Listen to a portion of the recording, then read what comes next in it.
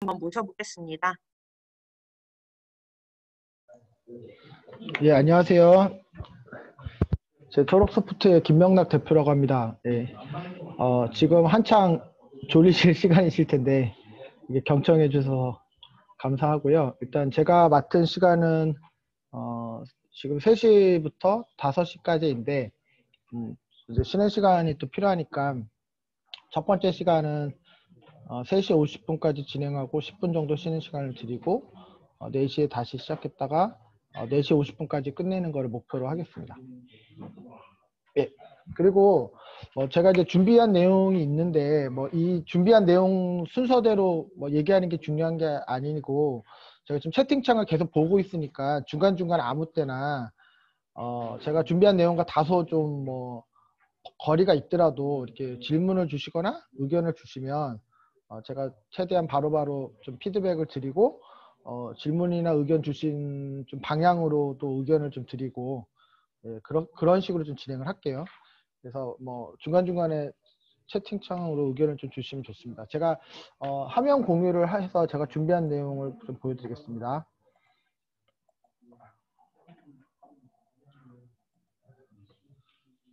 자,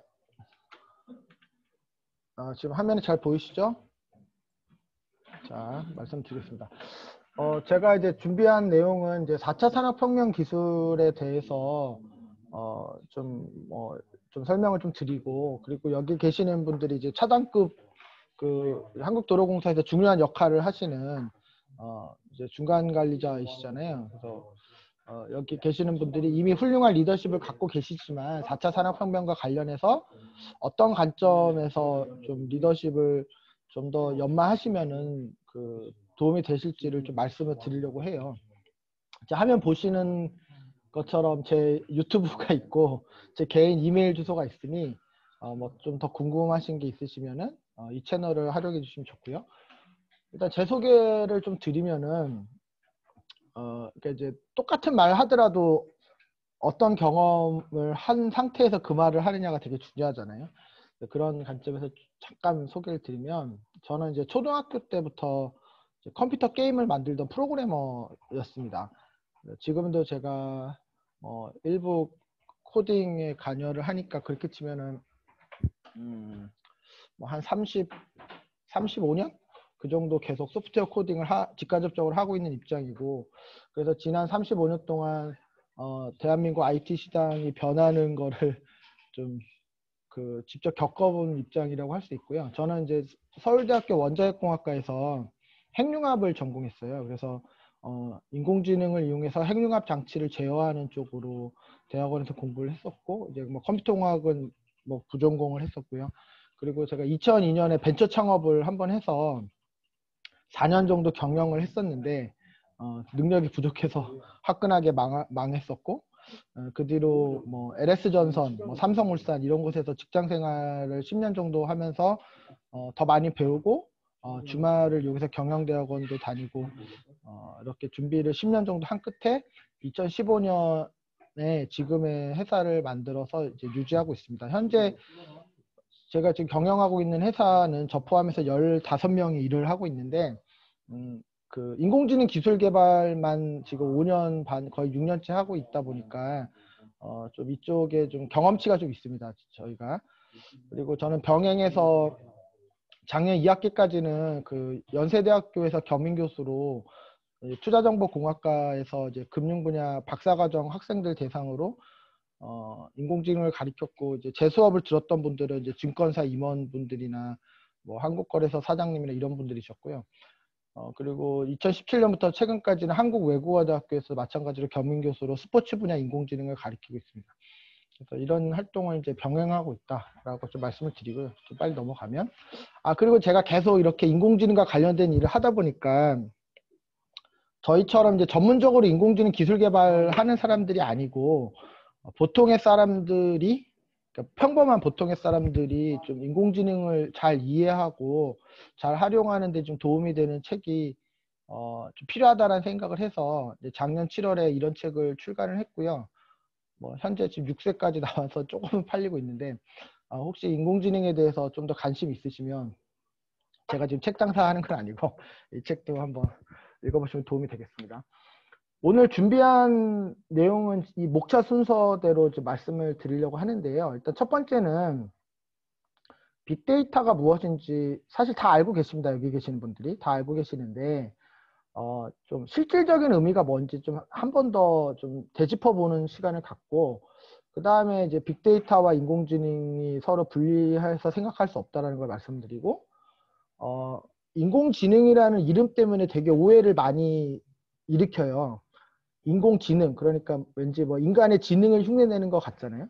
근데 현대 인공지능은 사실 우리의 지능보다는 우리의 감성적 판단을 흉내내고 있습니다. 그래서 이런 좀 차이가 있다 보니까 우리가 인공지능을 이해하고 받아들이는데 좀 어려운 많은 오해들이 생깁니다. 그래서 그런 부분에서 말씀을 드리고 현실적으로 빅데이터가 어떻게 활용되고 있는지 마지막으로 뭐 인공지능이 엄청 유망한 것처럼 얘기되지만 사실 인공지능으로 제대로 된 비즈니스 모델 만들기가 무척 어렵습니다.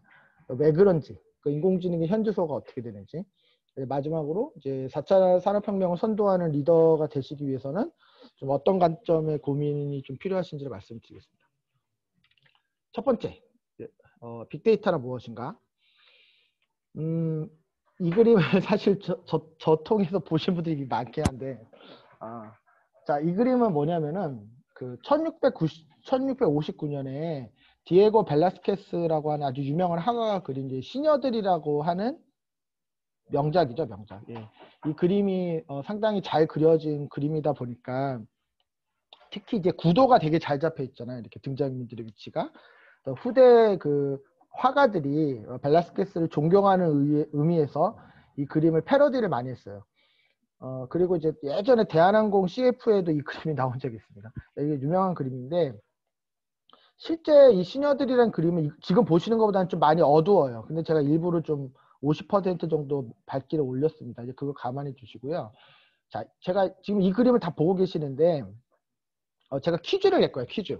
근데 이 퀴즈는 뭐냐면 개수를 물어보는 거예요. 그러니까 몇 개인지 숫자를 물어보는 퀴즈를 제가 낼 겁니다. 그래서 지금 이 퀴즈는 여기 계시는 차장님들의 그 관찰력이 얼마나 뛰어난지를 제가 체크하기 위한 것인데요. 자, 이걸 지금 보고 계시죠? 채팅창도 열어놓고 잠시만요. 채팅창이 왜 안 보이지? 하여튼 자, 첫 번째 문제를 드릴게요. 지금 이 벨라스케스 그림에 나오는 사람이 모두 몇 명이었을까요? 제가 전체 화면으로 해서 그런가 잠깐만요. 지금 채팅창이 안 보이는데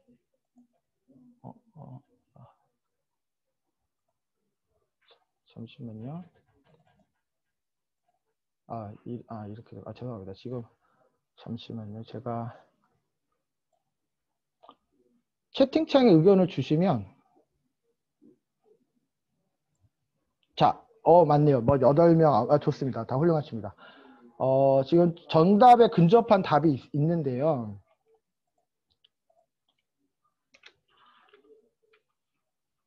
제 전체 화면으로 하면 채팅창이 안 보이는구나. 이런 문제가 있네. 정답은 13명입니다. 13명. 여기 보시면은 지금은 한번 세 보시면은 가운데부터 이제 벨라스케스부터 해서 11명이 있고 맨 앞에 술 먹으면 저렇게 되는 사람 있죠. 개가 한 마리 있는데 하여튼 그 사람이 아니니까 빼고 저 뒤에 유리창에 지금 2명이 비치는 게 보이실 거예요. 그 2명이 이제 공작 부부인데 벨라스케스한테 그림을 그려달라고 의뢰한 사람입니다. 이 사람까지 포함하면 13명이에요. 지금 15명이라고 말씀하신 분이 계시는데 상당히 이제 정확하게 맞추신 거예요. 그러면은 제가 좀 더 어려운 문제를 내볼게요. 아까 거보다. 이번에도 개수를 세시면 돼요. 개수를. 자, 두 번째 문제는 뭐냐면 이 그림 안에 벨라스케스 본인이 있었습니다. 본인이. 그 사람이 쳐다보고 있던 사람이 몇 명이었을까요? 벨라스케스가 그림을 그리려고 이렇게 바라본 사람. 제가 전체 화면에서 나올게요. 지금 채팅창이 보이질 않아서. 예, 좋습니다. 지금 의견들을 쭉 주시는데 벨라스케스가 쳐다보고 있는 사람이 몇 명이었을까요?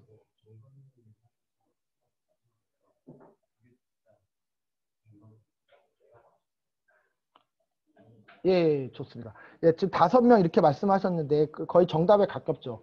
지금 이 그림을 보시면 벨라스케스 시야 앞에 1명, 2명, 3명, 4명, 5명 정도 있고 벨라스케스 시야를 좀 좁게 보면 뭐 2명, 1명 이렇게까지 됩니다. 근데 제가 마지막 문제를 드릴 건데 마지막 문제는 뭐냐면 이거예요. 이거. 벨라스케스 그림 안에 액자에 담겨져 있는 그림들이 있었어요. 이게 모두 몇 점이었을까요? 벨라스케스 그림에 액자에 담겨져 있는 그림들이 있었습니다. 자, 지금 막 이렇게 확 떠오르지 않죠. 그러니까 뭐냐면은 이제 보시다시피 이 벨라스케스 그림을 보시면 한가운데 큰 그림이 2개가 있고 오른쪽 벽면에 한 6개 정도가 있어요. 그래서 실제 벨라스케스 그림은 어두워서 이게 잘 보이지 않기 때문에 제가 명도를 높인 건데 이렇게 보면 저 뒤에도 하나가 있고 한 10개 정도, 10점 정도의 그림이 있습니다. 제가 이걸 왜 말씀드리냐면은 벨라스케스 그림을 딱 보여주고 사람이 몇 명 있었냐 이렇게 물어보면 보통 맞춘다는 거예요.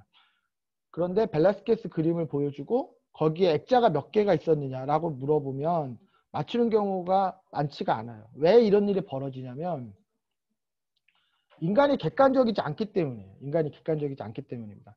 우리가 이제 객관적이란 말을 너무 쉽게 쓰는데 인간은 절대로 객관적일 수가 없어요. 왜 그러냐면은 선행 연구에 의하면은 그러니까 이제 유영갑, 손영주, 김동호 박사님이 예전에 하셨던 연구에 의하면은 우리가 아침부터 저녁까지 특별한 노력을 하지 않아도 그러니까 뭐 도서관에 가서 막 공부를 하루 종일 열심히 하는 것처럼 이렇게 노력하는 막 어떤 정보를 받아들이려고 애쓰는 걸 특별히 하지 않아도 아침에 일어나서 평범한 일상을 보내고 저녁에 집에 가서 이제 씻고 주무시는 그 하루 동안에 5가지 감각기관 그러니까 지금 제 얼굴을 보고 계시고 제가 얘기하는 걸 듣고 계시고 지금 의자에 앉아 있는 상태라는 걸 지금 느끼고 계시죠. 그건 이제 촉각일 테고 이 5가지 감각기관으로 우리가 하루에 평균적으로 약 14GB나 되는 데이터를 받아들인다고 합니다. 이 14GB나 되는 데이터 중에 약 4분의 3 그러니까 75%는 시각 데이터예요. 그래서 우리가 매일 10GB나 되는 방대한 시각 데이터를 하루 동안 계속 받아들이고 있는 거예요. 16GB짜리 USB 메모리가 하나 꽉 찰 정도의 데이터가 되는데요. 그런데 우리가 어저께 하루 동안 받아들인 10GB나 되는 시각 데이터를 지금 다 기억하고 있지 못하잖아요. 그렇게 할 필요도 없고 또 그게 가능하지도 않죠. 우리는 10GB나 되는 하루 동안에 받아들인 시각 데이터 중에서 우리가 생각하기에 중요한 데이터, 의미 있는 데이터, 인상적인 데이터만 받아들인다는 거예요. 우리 기억력에 한계가 있다 보니까. 그래서 이 아까 이 그림을 보시면 전체 화면으로 갈게요. 이 그림을 보시면 이 벨라스케스 그림을 한 점을 딱 보여줘도 우리한테 제일 중요한 건 뭐죠? 사람이잖아요. 사람. 여기에 몇 명이 있었고 누가 누굴 쳐다보고 있고 벨라스케스 본인이 누구 이런 게 중요한 거지 문이 몇 개가 있고 액자에 담겨져 있는 그림이 몇 점이고 이런 건 우리한테 중요한 게 아니잖아요. 그렇기 때문에 우리는 사람 수부터 센다는 거예요. 그러니까 제3자가 뭐 여기에 사람이 몇 명 있었냐 그러면 비슷하게 맞추고 뭐 벨라스케스가 몇 명을 쳐다보고 있었냐 그러면 또 비슷하게 맞추지만 뭐 액자가 몇 점이었냐 이렇게 물어보면은 액자가 있었나 싶은 분도 많은 거죠. 그러니까 우리가 선택적으로 데이터를 받아들인다는 거를 지금 말씀드리고 싶은 겁니다. 자, 이 그림으로 지금 보고 계시는 그림으로 사실 오늘 말씀드리려고 하는 것의 상당 부분이 설명이 되는데요. 이 그림 가운데 보시면은 큰 원이 있습니다. 큰 원이. 그 밑에 이제 좀 작은 원이 있죠. 이 큰 원이 뭐냐면 데이터를 말하는 거예요. 데이터. 그러니까 예를 들어서 지금 우리가 다 대학생이라고 가정해 볼게요. 그럼 학교를 다니고 있을 때 남학생 입장에서는 같이 대학을 다니고 있는 100명의 여학우들의 핸드폰 번호, 그 100개의 핸드폰 번호가 데이터예요.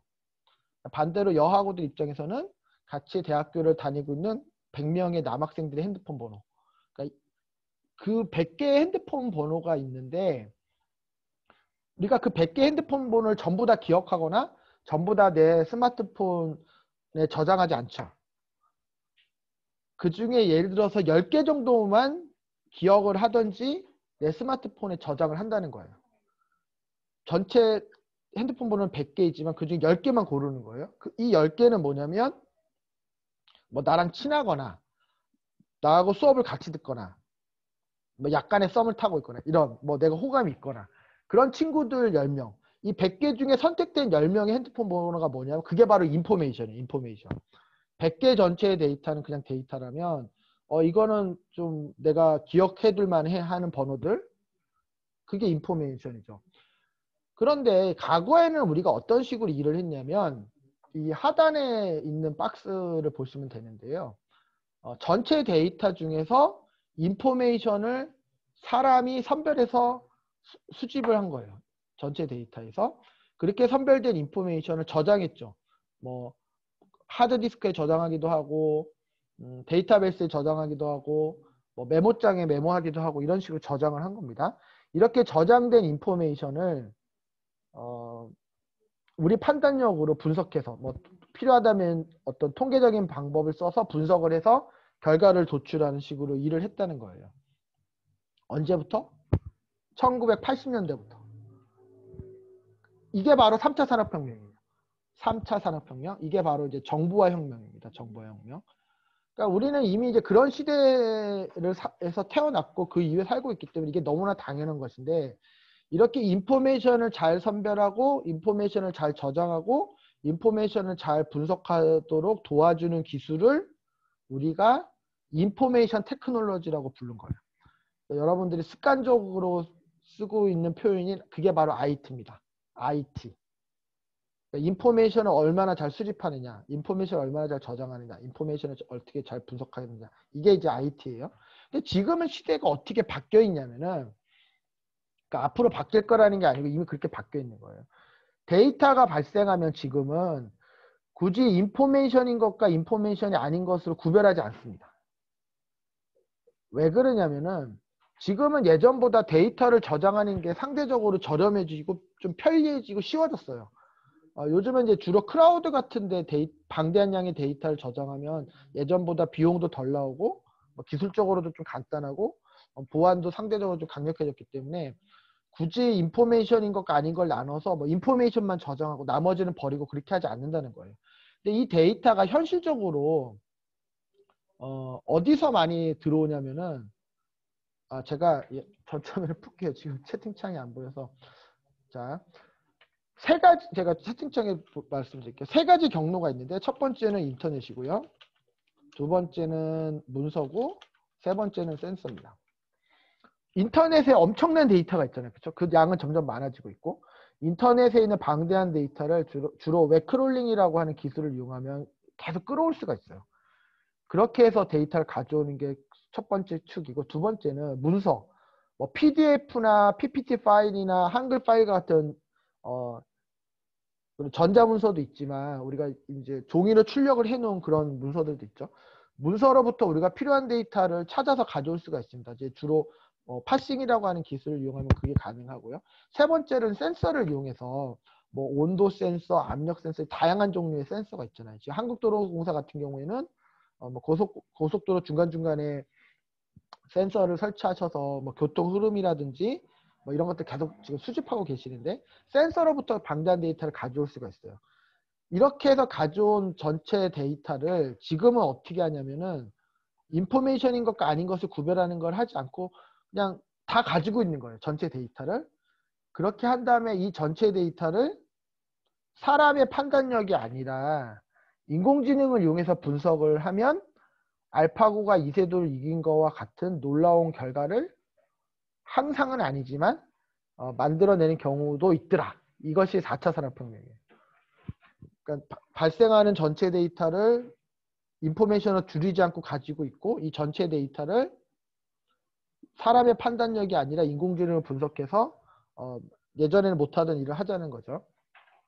그러면 여기까지 들으면은 뭐 3차 산업혁명하고 4차 산업혁명이 큰 차이가 없어 보이죠. 3차 산업혁명은 인포메이션을 다루는 거고 4차 산업혁명은 데이터를 다루는 거기 때문에 뭐 좀 데이터 양이 좀 많아진 정도의 차이만 느껴질 텐데 아주 큰 차이가 있어요. 어떤 차이가 있냐면 제가 아까 대학교를 다닐 때 저랑 같이 대학을 다니던 여하고들의 핸드폰 번호 100개를 예를 들었는데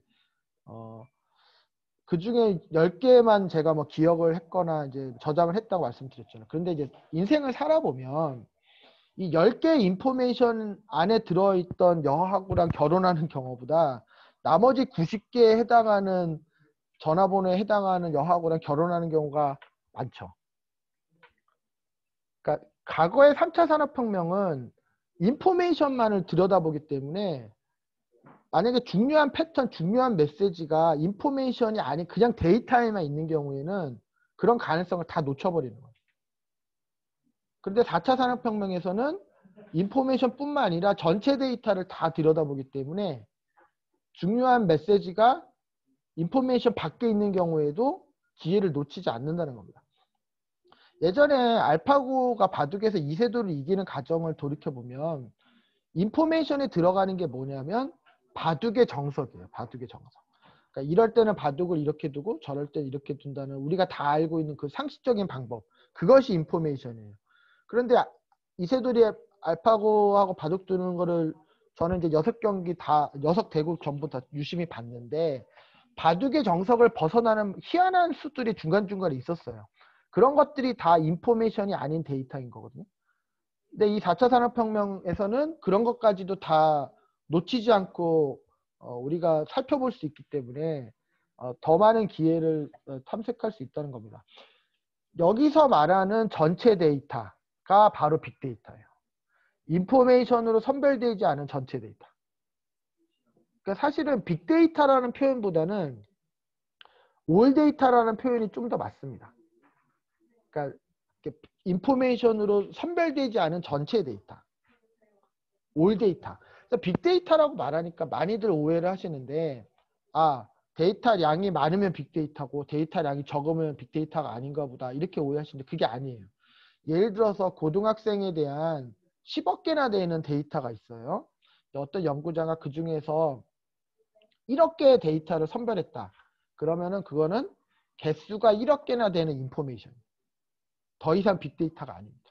근데 반대로 어떤 사람이 그 포스코에 보면 이제 용광로가 있지 않습니까? 근데 이 용광로가 한번 꺼지면은 뭐 전자레인지처럼 바로 킬 수가 있는 게 아니고 다시 가동하는데 2주의 준비 시간이 걸리기 때문에 용광로는 1년 내내 꺼지면 안 되거든요. 그래서 이게 꺼지면 안 되기 때문에 예를 들어서 용광로의 중요 위치에 온도 센서를 달고 10분마다 온도 값을 우리가 가져온다고 생각해 볼게요. 그럼 1시간에 가져오는 온도 값이 6개밖에 안 되고 하루 종일 해봐야 뭐 대략 뭐 한 140개 정도 이렇게 되나요? 몇 개 140개 정도밖에 안 되잖아요. 근데 이 하루에 140개씩 발생하는 온도 값을 우리가 거르지 않고 계속 누적하고 있다면 얘는 빅데이터예요. 한 달 내내 모아봐야 한 3,000개 정도 이렇게 될 텐데 개수가 3,000개밖에 안 되지만 우리가 인포메이션인 것과 아닌 것을 거르지 않고 지금 다 가지고 있기 때문에 얘는 빅데이터가 맞습니다. 그럼 기존에는 어떻게 했냐면은 포스코 용광로에서 온도 값이 10분마다 들어오면 정상 범위 안에 있는 온도 값은 버리고 정상 범위보다 낮거나 높은 것들만 따로 상부에 보고하거나 따로 메모했다는 거예요. 그 정상 범위를 벗어난 그 값들이 인포메이션인 거거든요. 옛날에 이런 식으로 데이터를 모았다면 4차 산업혁명에서는 쓸모없어 보이는 정상 범위 있기 때문에 특별히 기억할 필요 없어 보이는 그런 온도 값들도 계속 모으는 거예요. 그럼 개수가 300개, 400개밖에 안 되더라도 올 데이터이기 때문에 얘를 빅데이터라고 하는 겁니다. 자, 빅데이터의 실질적인 의미는 이 정도 말씀드렸고요. 그리고 이제 본격적으로 인공지능 얘기를 드릴 텐데 빅데이터하고 인공지능은 A형 사다리의 양쪽 날개가 같아요. 한쪽만 있어서는 사다리를 세울 수가 없습니다. 왜 그렇게 말씀드리냐면 이 인공지능이라는 것이 많은 분들이 오해하시는데 절대로 최신 기술이 아니에요. 세상에 나온 지 70년이나 된 기술이에요. 그러니까 컴퓨터 역사랑 인공지능 역사가 거의 겹치거든요. 그러니까 영국의 앨런 튜링 박사가 이제 세계 2차 대전에서 독일의 이니그마라고 하는 암호 체계를 깨기 위해서 만든 그 기술이 지금 현대 인공지능의 어떤 이제 기초가 되는 기술이라고 볼 수 있기 때문에 이 역사가 그렇게 긴 거예요. 그러니까 막 2, 3년 전에 생긴 기술이 아니에요. 그런데 좀 연차가 있으신 개발자들은 인공지능에 대한 안 좋은 경험을 다 가지고 있어요. 과거에 인공지능이 엄청난 기대감을 줬다가 뚜껑을 열어보니까 뭐 아무것도 없고 또 한 몇 년 잊혀져 있다가 또 다시 인공지능이 막 유행을 타서 막 투자도 많이 하고 기대를 많이 가졌는데 또 뚜껑 열어보니까 뭐 별게 없고 이런 일들이 막 수차례 반복됐어요. 근데 이런 걸 직접 겪었던 분들은 요즘에도 인공지능에 대해서 말이 많으니까 이것도 양치기 소년이 또 돌아왔다. 이렇게 생각하신 분들을 제가 만나보면 많습니다. 근데 과거랑 지금은 달라요. 뭐가 다르냐면 예전에는 빅데이터라고 부를 만한 생태계가 사실상 없었어요. 그래서 인공지능이 제대로 능력 발휘를 못했다는 거예요. 그래서 대략 한 5년 전부터 드디어 빅데이터라고 부를 만한 생태계가 구축이 됐어요. 그러니까 이제 겨우 이제 인공지능이 밥값을 하기 시작하는 거예요. 비유를 하자면 인공지능은 거대한 상어와 같아요. 상어. 빅데이터는 물입니다. 물. 옛날에는 사하라 사막에 빅데이터라고 하는 상어를 던져 놓은 거예요. 그러니까 물이 없으니까 이 사하라 사막에서 상어가 이제 맥을 못 쳤다고 하면은 지금은 한강 크기의 빅데이터 생태계가 생긴 겁니다. 그렇기 때문에 상어들이 헤엄도 치고 뭐 이제 능력도 발휘하는데 현재는 한강 크기의 빅데이터 생태계가 점점 커지고 있기 때문에 앞으로 태평양 대서양이 되면 인공지능이 더 능력 발휘를 많이 할 수 있는 것이죠. 이제 그런 인공지능 입장에서 이제 그런 입장이고요. 반대로 빅데이터 입장에서는 인공지능으로 빅데이터를 분석하지 않으면 그냥 데이터가 많은 걸로 끝나요. 이거 실제로 겪게 되는 일인데 무슨 얘기냐면은 인력과 시간과 인프라를 엄청나게 투자해서 방대한 양의 빅데이터를 수집합니다. 여기까지는 뭐 한국도로공사 포함해서 다들 잘하시는데 그 다음에 이 방대한 빅데이터를 기존에 해오던 방법대로 뭐 시각화하거나 통계적으로 처리하거나 이렇게 하는 수준에서 멈추면 이거 옛날에 다 하던 일인데 옛날에 하던 거랑 결과가 별반 차이 없는데 데이터가 좀 많은 거 정도 빼고는 차이가 없다고 느끼실 거예요. 그럼 그 느낌이 맞아요. 그렇게 돼 버립니다. 그러니까 빅데이터를 활용하는 단계에서 인공지능을 적극적으로 쓰지 않으면 그냥 데이터 양이 많은 걸로 끝나요. 그래서 서로 빅데이터 입장에서는 인공지능을 어떻게 잘 활용할 것이냐라는 고민을 하셔야 되고 인공지능이 능력 발휘를 하려면은 반대로 빅데이터 환경을 얼마나 잘 만들어 놓고 인공지능을 쓸 건지를 또 고민해야 되는. 그래서 제가 어디 가보면 빅데이터 얘기만 계속하는 조직은 프로젝트가 무조건 별로 결과가 시원찮을 수밖에 없고 반대로 인공지능 얘기만 주구장창 하는 것도 마찬가지예요. 그러니까 이 두 가지 얘기를 같이 해야 된다는 거고요. 제가 20분 정도 더 진행하고 쉬는 시간 드릴게요. 예, 자, 인공지능이라는 게 또 어떤 오해가 있냐면 이거는 상당히 범위가 넓은 학문이에요. 그러니까 뭐 수학, 통계학, 뭐 컴퓨터공학, 전기공학 당연히 들어가고 뭐 인지학, 뭐 뇌과학도 들어가고 뭐 심리학도 들어가고 그러니까 한 대략 15가지 정도나 되는 학문들이 결합되어 있는 게 인공지능이에요. 그래서 인공지능을 잘한다는 말은 없어요. 왜냐하면 15가지 정도의 학문이 복잡하게 얽혀 있는데 그걸 다 아는 사람이 어디 있겠습니까? 분야가 무척 넓다는 거예요. 인공지능이라는 게. 그런데 인공지능의 양대축은 그냥 두 가지만 아시면 되는데 어디 가서 이것만 얘기하시면 거의 90%를 아시는 거예요. 첫째는 전문가 시스템. 제가 채팅창에 치고 있죠. 두 번째는 머신러닝. 이게 이제 우리나라 말로 기계학습이죠. 인공지능을 이끌고 있는 자청용 우베코가 전문가 시스템, 머신러닝 이게 두 가지라는 거예요. 1990년대 한 초중반까지 인공지능을 견인하던 거는 전문가 시스템입니다. 전문가 시스템 대표적으로 IBM의 왓슨이 있죠. 그래서 뭐 제퍼디 퀴즈쇼에서 뭐 우승도 하고 체스 세계 챔피언도 꺾고 이런 게 이제 왓슨이고 이 왓슨이 우리나라의 가천 길병원에 들어가 있어요. 그래서 지금 뭐 종양을 인공지능으로 분석해서 암인지 아닌지 예측하고 뭐 이런 데 쓰이고 있는데 이게 전문가의 시스템이고 이제 머신러닝은 이제 뭐 딥러닝의 대표적인 거죠. 이렇게 되는데 전문가 시스템하고 머신러닝에 대해서 좀 설명을 드리면 이런 거예요. 그러니까 인공지능이라는 건 결국 뭘 하는 거냐면 에이전트라고 불리는 애를 이제 똑똑하게 만드는 거예요. 이 에이전트는 우리 눈에 보이기에는 집에 있는 뭐 IPTV일 수도 있고요. 로봇 청소기일 수도 있고 우리 지금 스마트폰에 뭐 시리 같은 거 있죠. 그래서 막 말 걸면 대답하고 막 그러잖아요. 그죠? 그런 것들이 다 인공지능인데 처음에는 이 에이전트라고 부르는 인공지능 분야에서 그냥 이렇게 부르는 겁니다. 에이전트라고 부르는 애가 갓난아기처럼 할 줄 아는 게 아무것도 없어요. 처음에는. 얘를 계속 훈련시켜서 똑똑하게 만든 다음에 써먹는 거예요. 근데 이 에이전트를 똑똑하게 만드는 방법이 전문가의 시스템하고 머신러닝이 근본적으로 다릅니다. 어떻게 다르냐? 전문가 시스템은 만약에 우리가 영어를 공부한다고 치면 영어학원에 가서 이제 오형식부터 배우고 수동태, 능동태 배우고 이렇게 문법 위주로 공부를 하는 거예요. 영어 공부를 그런 식으로 하면 되게 빨리 수준이 어느 정도 올라가죠. 기본적인 수준까지 빨리 올라가는데 문제는 이제 그 다음부터 안 올라가죠.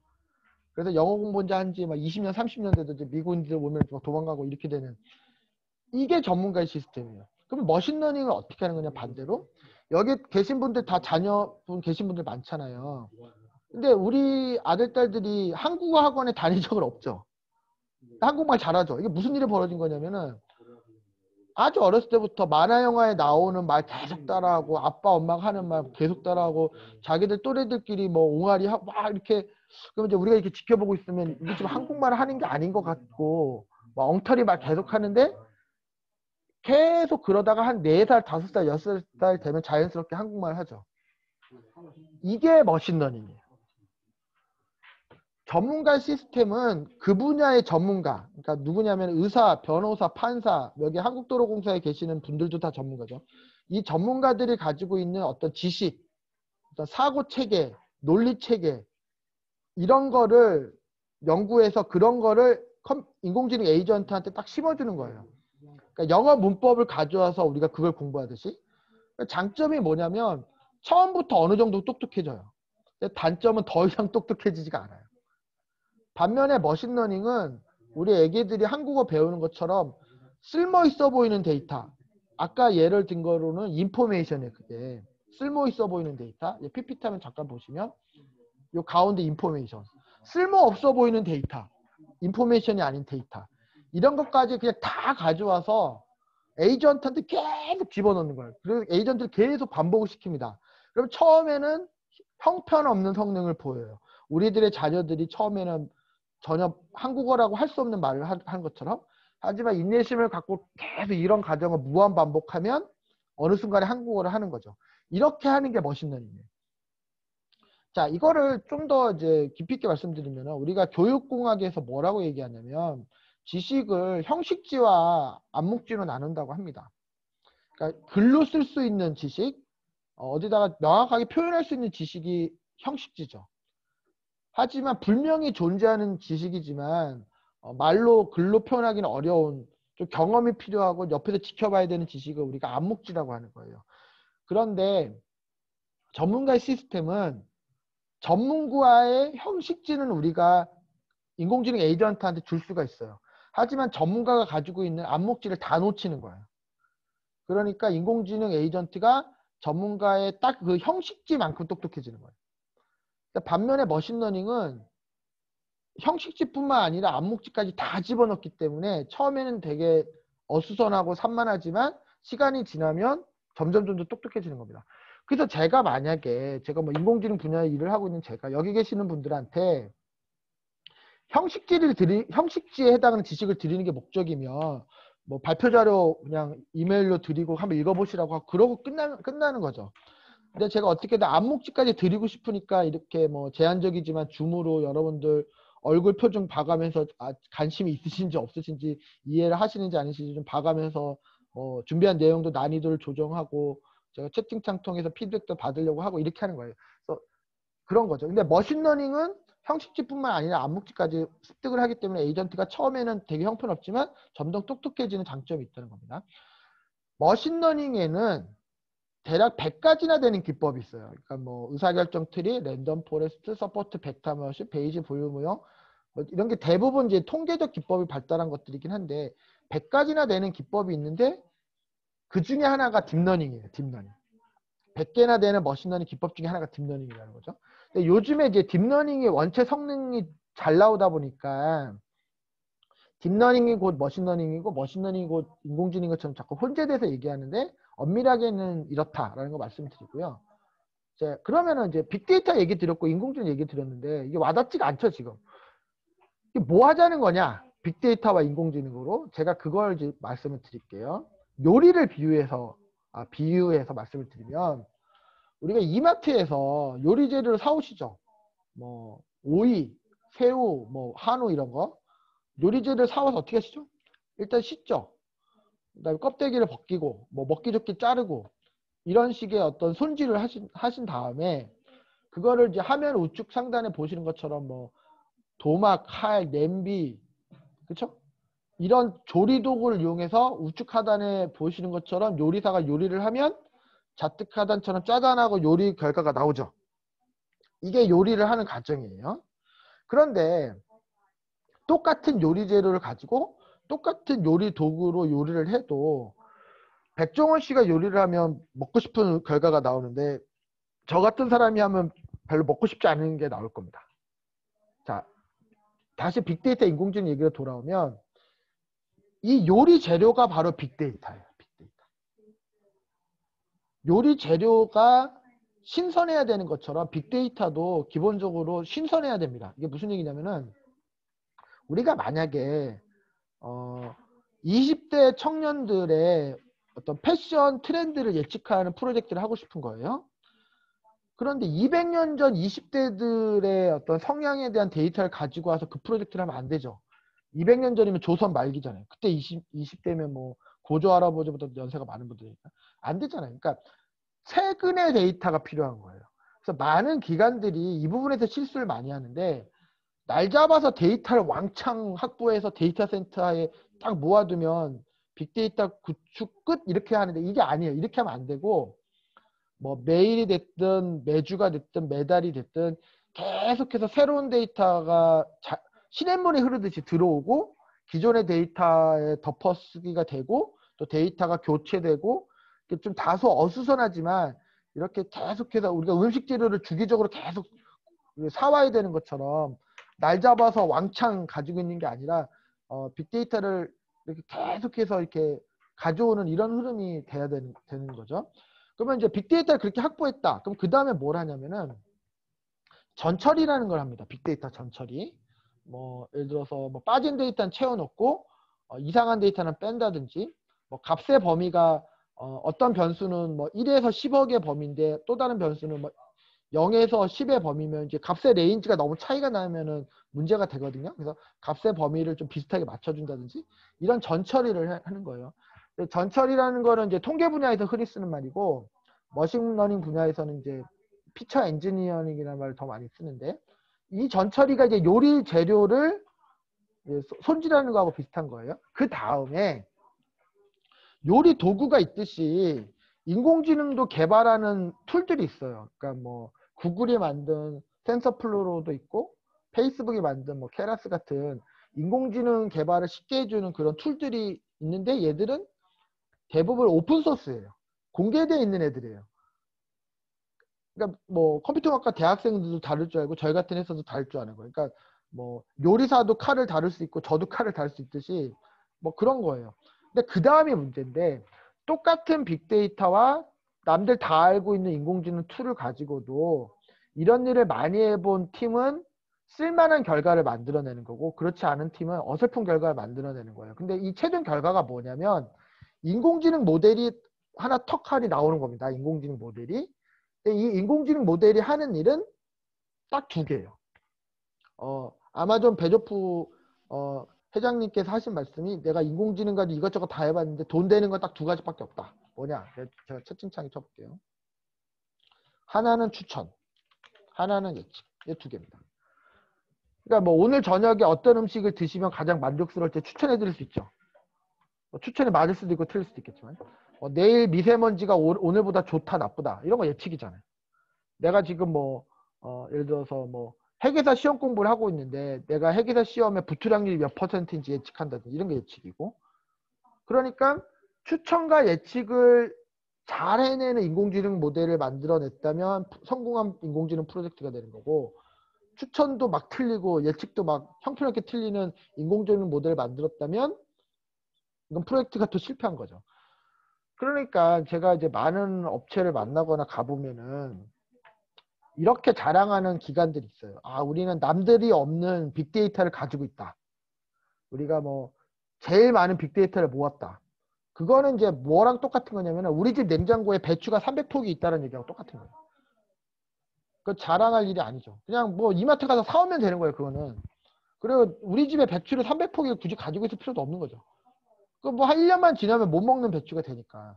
근데 많은 기관이 그러고 있습니다. 일단 그게 첫째고, 두 번째는 우리는 뭐 엄청난 인공지능 툴을 지금 확보했다. 또는 뭐 우리는 세계 최고의 인공지능 툴을 만들고 있다. 이건 뭐랑 똑같은 얘기냐면은 어떤 요리사가 나는 전 세계 최고의 식칼을 가지고 있다. 나는 뭐 남들한테 없는 냄비를 만들고 있다. 그런 얘기하고 똑같은 겁니다. 그 왜 그런 걸 하죠? 그냥 도르코 가서 칼 하나 사오면 되고 뭐 냄비 만드는 회사 한둘이 아니죠. 그러니까 어디에서 자랑을 해야 되냐면 우리가 이런 걸 많이 해봤다. 이런 경험이 많다. 똑같은 빅데이터, 똑같은 인공지능 툴을 가지고 남들보다 더 성능이 높은 인공지능 모델을 만들 줄 안다. 이런 얘기를 하셔야 되는 거예요. 근데 이제 그런 게 되려면은 지금 여기 계시는 분들이 지금 제가 쭉 말씀드리는 거에 대한 이해도가 높아야 되고 또 이런 시도를 많이 해보셨어야 되고 시행착오를 많이 해보셔야 되는 거죠. 자, 제가 동영상을 좀 보내드릴게요. 자, 그러면은 빅데이터를 가지고 인공지능을 이용해서 인공지능 모델 만들면 무슨 일을 할 수 있는지를 제가 이제 개념적인 건 그만 얘기하고 좀 말씀을 드리면, 자, 화면을 잠깐 보실게요. 자, 이건 뭐냐? 야구 분야에서 도루라는 게 있잖아요, 그죠? 근데 보시면 자, 훅 지나갔는데 이 주자가 도루 성공률이 처음에 80%였죠. 근데 리드를 점점 하니까 82, 80점 이렇게 변한 거 방금 보셨죠? 자, 한번 보여드릴까요? 80에서 81, 82, 80 이런 식으로. 이게 무슨 의미가 있는 거냐면 우리나라 프로야구에서는 예를 들어서 어떤 선수가 도루를 500번 시도했는데 그동안 그중에 400번 성공했으면 이 선수의 도루 성공률을 80%라고 봅니다. 틀린 말은 아니잖아요. 500번 시도해서 400번 성공했으니까. 근데 야구 분야에서 이제 어떤 얘기가 있냐면 도루를 시도해서 성공하면 평균적으로 0.5점을 벌어줘요. 팀에 0.5점을. 예를 들자면 근데 도루에 실패하면 1점을 손해를 입혀요. 성공했을 때는 0.5고 실패했을 때는 마이너스 1이에요. 그렇기 때문에 도루 성공률이 66.6%인 선수는 그냥 가만히 있는 게 좋아요. 그러니까 200번 성공하면 100점을 벌어주는 거고 100번 실패하면 100점을 날려먹는 거기 때문에 제로섬이에요. 그래서 도루 성공률이 67%가 안 되면 괜히 부상 위험이 있기 때문에 가만히 있는 게 좋은 거예요. 그거를 이제 항상 기준으로 삼는데 이 도루 성공률이라는 게 고정적인 게 아니라는 거죠.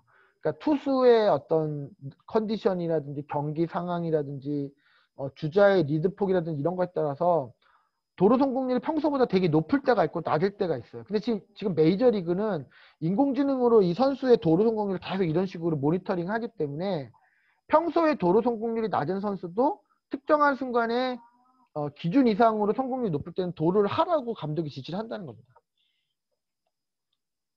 자, 이 경우에는 이 주자가 이제 도루를 했을 거고, 자, 지금 화면에 보시는 것처럼 여러 가지 요소를 실시간으로 계산해서 저 순간에는 83%가 도루를 할 만하죠. 실제로 성공한 거고. 자, 이런 일을 하는 거고. 두 번째는, 자, 지금 루키 배치라고 LA 다저스에서 작년 월드시리즈 우승한테 큰 공을 세운 저 선수가 중견수 쪽으로 되게 깊숙한 타구를 날렸죠. 저 홈런이 될 뻔한 타구였는데 지금 이 중견수가 키어마이어라고 지금 토론토에서 유현진하고 같이 뛰는 선수입니다. 잡았어요. 지금 방금 보시다시피. 근데 우리 눈에 보기에는 되게 어려운 걸 잡았다. 그냥 이 정도로 끝나는데 메이저리그에서는 이거를 인공지능으로 뭘 하느냐면은 리그 평균 수준의 중견수였으면 저 볼을 잡을 확률이 몇 퍼센트인지를 계산합니다. 그걸 계산해 보니까 화면에서 보시는 것처럼 6%인 거예요. 그러니까 저거 놓쳤으면 3루타거든요. 그러니까 3루타가 될 확률이 94%인 타구를 잡은 거예요. 그러니까 메이저리그는 외야수들의 수비 능력을 사람이 평가하지 않아요. 1년 내내 이런 모든 타구를 이런 식으로 AI로 다 계산해서 얘 때문에 아웃을 몇 개 잡았고 얘 때문에 아웃을 몇 개 못 잡았는지를 다 그냥 계산해 버립니다. 그러니까 인간이 주관적으로 쟤는 수비를 잘한다 못한다 이렇게 하지 않는다는 거예요. 그래서 지금 추진수 선수가 한국으로 돌아왔는데 최근 한 4년 동안 추진수 선수가 외야수로 뛰지 못했거든요. 그러면 한국 팬들은 추진수 선수가 실수도 별로 안 하고 어깨도 강하니까 외야 수비를 시키면 좋을 것 같은데 왜 자꾸 지명타자로 쓰나 이렇게 생각하실 텐데 추진수 선수의 수비를 인공지능으로 분석해 보면 쉬운 타구는 잘 잡는데 지금 보시는 것처럼 이렇게 어려운 타구를 잡는 경우가 별로 없어요.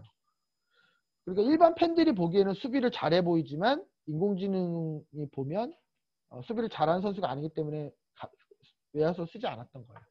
자, 그 다음 사례는 뭐냐면 미식축구 같은 경우에 이 가운데 있는 사람은 커터백이죠.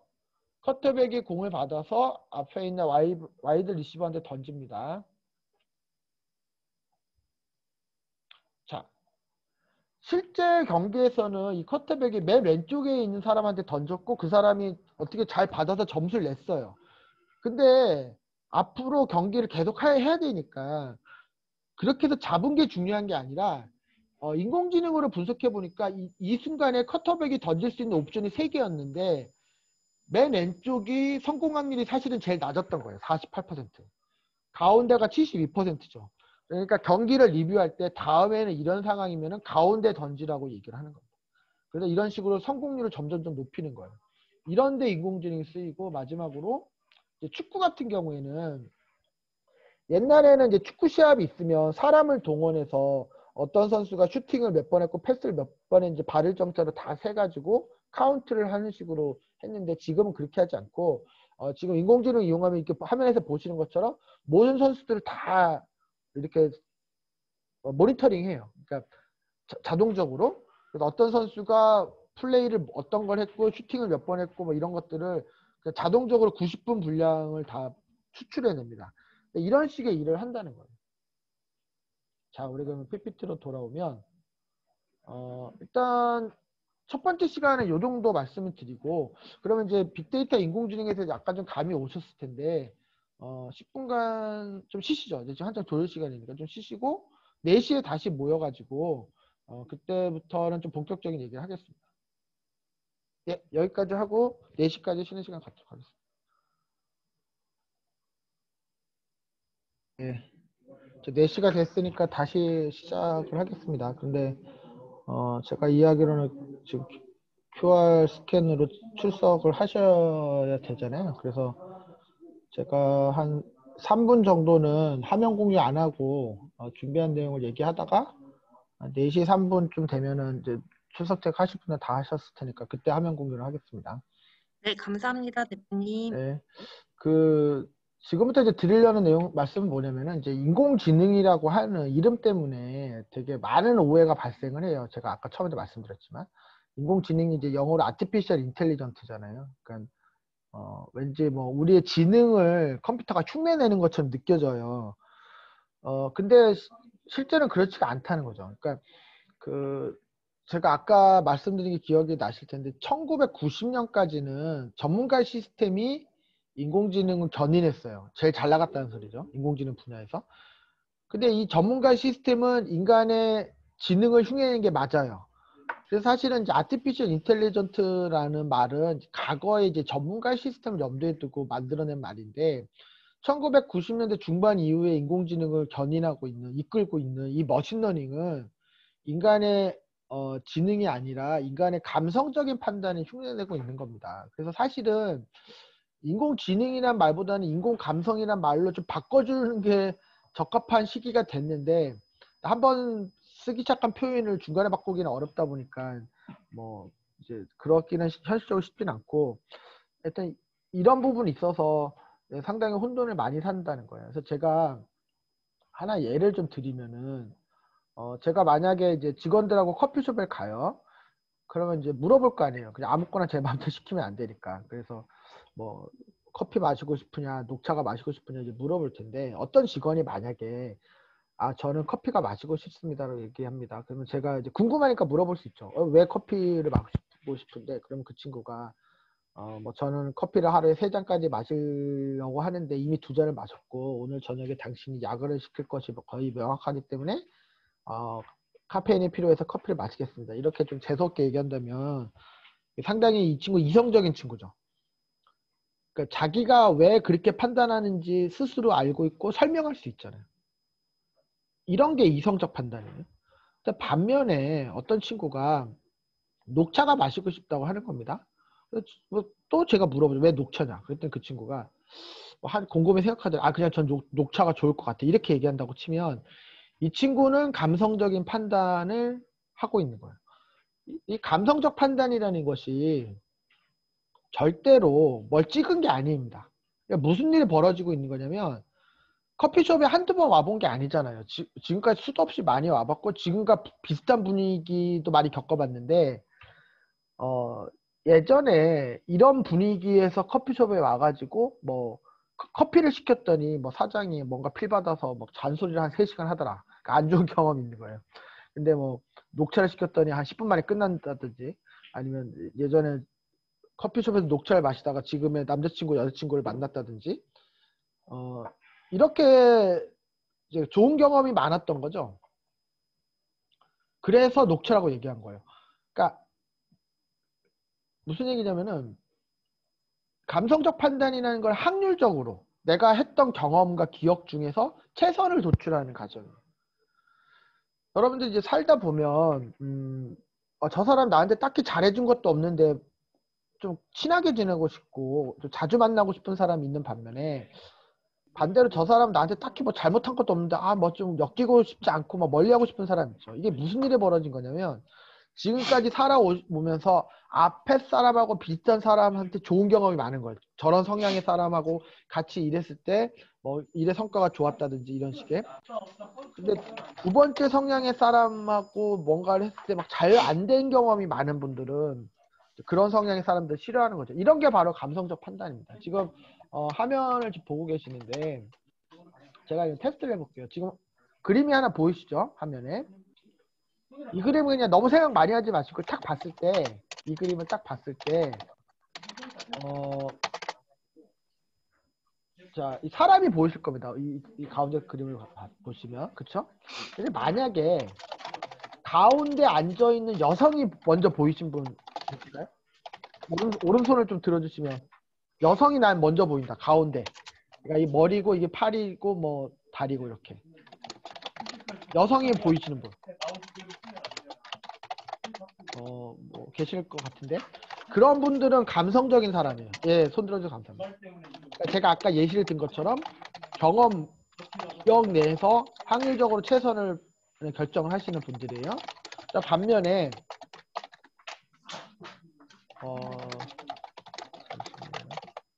반면에 이 전체 그러니까 노인 여기가 눈이고 코고 입이고 턱수염이고 귀고 이렇게 큰 얼굴에 노인이 보이시는 분들은 이성적인 분들이에요. 이분들은. 그러니까 뭔가 논리적으로 의사결정을 하고 자기가 왜 그렇게 결정하는지 남한테 설명할 수 있는 분들인데 아까 얘기로 돌아오면 이런 거죠. 보통 여성분들이 감성적 판단을 하는 경우가 많고 뭐 다 그런 건 아니지만 남성분들이 이성적 판단을 하는 경우가 많다고 알려져 있습니다. 뭐 실제로 제가 겪어봐도 그런 것 같은데 보통 이제 여자 말을 들으면 맞다고 하죠. 부부 사이에 그쵸? 제 주변에도 보면 이것저것 막 복잡하게 계산해서 부동산 투자한 친구보다 그냥 아내 말 듣고 한 친구들이 보통 돈을 벌었어요. 제가 이렇게 쭉 봐도. 근데 이런 식의 일이 벌어진다는 거예요. 남편이 어디 가서 뭐 이상한 소리를 듣고 와가지고 우리 회사 전세 자금을 다 빼가지고 어떤 바이오 회사 주식에 올인해야 된다는 말을 합니다. 갑자기 뜬금없이. 그러면서 막 그 화이트보드에 막 차트를 막 그리면서 일목요연하게 뭐 저평가가 어떻다는 등 막 뭐 엄청난 얘기를 막 하는 거예요. 논리적으로. 근데 아내가 그 얘기를 딱 듣고 말리겠죠. 그러지 말라고 하지 말자고. 그쵸? 막 계속 말려요, 아내는. 그럼 남편이 뭐라고 얘기하냐면, 아, 나는 그렇게 고지식한 사람 아니, 고집만 부리는 사람 아니다. 내가 왜 이번 주식 투자를 하면 안 되는지 당신이 납득할 수 있게 설명해 주고 내가 들어봐서 이해가 되면 나도 포기하겠다. 이렇게 얘기를 합니다. 그럼 아내가 설명을 해보려고 하지만 설명이 안 되죠. 하지 말라 그러죠, 그냥. 무슨 일이 벌어진 거냐면 아내분이 직간접적으로 이러다가 망한 집을 많이 본 거예요. 확률적으로 아내 말이 보통 맞죠. 아내가 하신 분이 감성적 판단이죠. 감성적 판단. 남편이 하신 게 이성적 판단이죠. 이 얘기를 제가 왜 하냐면은 머신러닝이 아내의 판단이 흉내내고 있는 거예요. 남편이 아니라. 수많은 사례에서 확률적으로 어떤 쪽이 최선인지. 그러니까 전세자금 대출을 빼서 주식 투자를 한 사례 100만 개의 케이스 중에 90만 케이스가 결과가 안 좋았다. 만약에 그렇다면 당연히 하면 안 되는 거잖아요. 머신러닝이 우리의 감성적 판단을 흉내내고 있고 특히 머신러닝의 하나인 딥러닝은 지금 화면에서 보시는 것처럼 인간의 두뇌 구조를 대놓고 흉내내고 있기 때문에 얘는 이성하고 아무 상관이 없는 거예요. 그러니까 경험, 기억, 확률 이런 겁니다. 자, 그러면은 이론적인 얘기 그만하고 그러니까 머신러닝이 어떻게 똑똑해지는지를 실제로 좀 보여드릴게요. 저 화면을 보시면 자, 지금 화면에 나오는 이 사람은 이제 딥마인드 CEO입니다. 이 사람이 알파고 만든 사람인데 이 회사가 처음에는 지금 벽돌 깨기 게임을 이제 인공지능으로 훈련시켰어요. 지금 보시면 되게 못하죠. 막 볼을 다 놓치죠, 지금. 우리보다 못하잖아요, 지금. 막 다 놓치니까. 막 완전히 좀 바보 같고. 근데 훈련을 계속 시키면 좀 나아져가지고 공을 놓치지는 않아요, 이제. 이제 좀 쓸만해졌죠. 근데 이걸 계속 훈련시키면 무슨 일이 벌어지느냐. 마지막 단계까지 가면 한쪽 벽을 집중적으로 공략해서 거기다 공을 집어넣습니다. 그 다음에 다. 이거는 이 게임을 만든 사람도 생각지 못한 방법이에요. 이게 머신러닝이 똑똑해지는 과정. 이걸 만든 사람이 여러분들이 잘 아시는 스티븐 잡스와 워지니악이거든요. 이 벽돌 깨기 게임을. 그래서 이 게임을 만든 사람조차도 이런 식으로 하면 벽돌을 쉽게 깬다는 걸 생각 못했을 거예요. 그러니까 머신러닝이 막 논리적으로 똑똑해지는 게 아니고 이렇게 저렇게 막 경험적으로 하는 와중에서 아 이게 최선이구나 이렇게 찾는 거예요. 자 그럼 그 다음 사례를 보시면 춤을 추는 거를 머신러닝을 훈련시키는 거예요. 그럼 처음에는 되게 이상하게 추죠. 이것도 나름 6시간 정도 훈련시킨 건데 실제로 춤을 저렇게 추면 이제 클럽에 못 들어가죠. 저거 술 한잔하고 그냥 비틀비틀 하는 것처럼 보이는데 이거를 대충 한 48시간, 만 이틀 훈련시키면 지금 보시다시피 어째 제법 그럴듯해지죠. 이게 머신러닝이에요. 뭐 다리도 좀 떨고 예전에는 그 모델들이 모델 워킹을 그래도 배워서 해야 되잖아요. 그럼 예전에는 모델 워킹을 모델 학원에 가서 배우거나 뭐 책을 사서 배우거나 그랬는데 최근에 그 한현민 씨라고 좀 잘 나가는 뭐 이게 약간 혼혈인 좀 남자 모델 있잖아요. 그 친구가 스스로 뭐라고 얘기했냐면 나는 모델 워킹을 유튜브로 배웠다. 그러니까 막 어떤 체계적으로 배운 게 아니고 막 이렇게 저렇게 다 따라했는데 결국은 이제 자기만의 어떤 개성 있는 모델 워킹이 잡힌 거죠. 자, 이런 거예요. 자, 그럼 하나만 더 보여드릴게요. 자, 화면을 좀 키웁시다. 이거 중요하니까. 이걸 이제 뭐라는 거냐면 그네를 타는 방법을 찾고 싶은 거예요. 근데 이게 밖에 보시면 이 파란색 그네 타는 사람은 우리 상식에 아 그네를 타면 이렇게 타면 그네가 잘 타지겠구나 하는 게 파란색이고 요 빨간색은 이제 컴퓨터가 그네를 타는 겁니다. 랜덤하게 타고 있어요 지금. 그냥 제자리에서 벗어나질 못하는데 이걸 이제 앞으로 어떻게 할 거냐면 어쨌든 간에 그네를 탄다고 하면 맨 앞으로 갔다가 맨 뒤로 갔다가 제자리로 돌아오는 한 번의 왕복 사이클 있죠. 이 한 번의 왕복 사이클을 32단계로 분할합니다. 그리고 각각의 단계를 1 또는 0으로 매칭을 하는 거예요. 그래서 만약에 1이라는 소리는 서 있겠다는 소리고 0이라는 소리는 앉아 있겠다는 소리예요. 1111이면 계속 서 있겠다는 뜻이고 1010이면 앉았다 섰다 앉았다 섰다 계속 반복하겠다는 소리예요. 이렇게 약속을 한 다음에 그네를 타는 64명을 만들어서 1010을 랜덤하게 주는 거예요. 임의로. 그리고 그 1010에 따라서 타는 거예요. 지금 다 난리가 났는데 그래도 이 유심히 보면 이 중에서 그래도 좀 상대적으로 그네를 잘 타는 4명이 있어요. 잘 탄다의 의미는 그네가 최대한 높이까지 올라가느냐 그걸 보겠다는 거예요. 그럼 이 중에서 그래도 상대적으로 잘 탄 4명을 뽑아서 걔들의 1010을 섞어서 다음 세대의 1010을 만드는 거예요. 그러니까 우리가 아빠 엄마의 유전자가 결합돼서 다음 세대 유전자 나오는 것처럼 그렇게 다음 세대의 1010을 만듭니다. 그때 일부러 교차와 돌연변이도 좀 넣고 이 과정을 계속 반복하는 거예요. 그래서 지금 화면을 보시면 이제 가속을 하는 건데 한 7세대, 8세대, 9세대 이렇게 되면 제법 좀 타는 것처럼 되죠.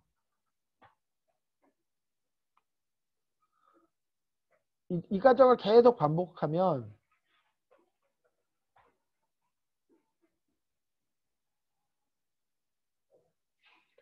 한 20세대 정도 되면 이제 더 이상 나아지지 않는 그런 수렴하는 단계가 옵니다. 그러니까 22세대 정도 되면 앞쪽에 보시면 꽤 높이까지 올라갑니다.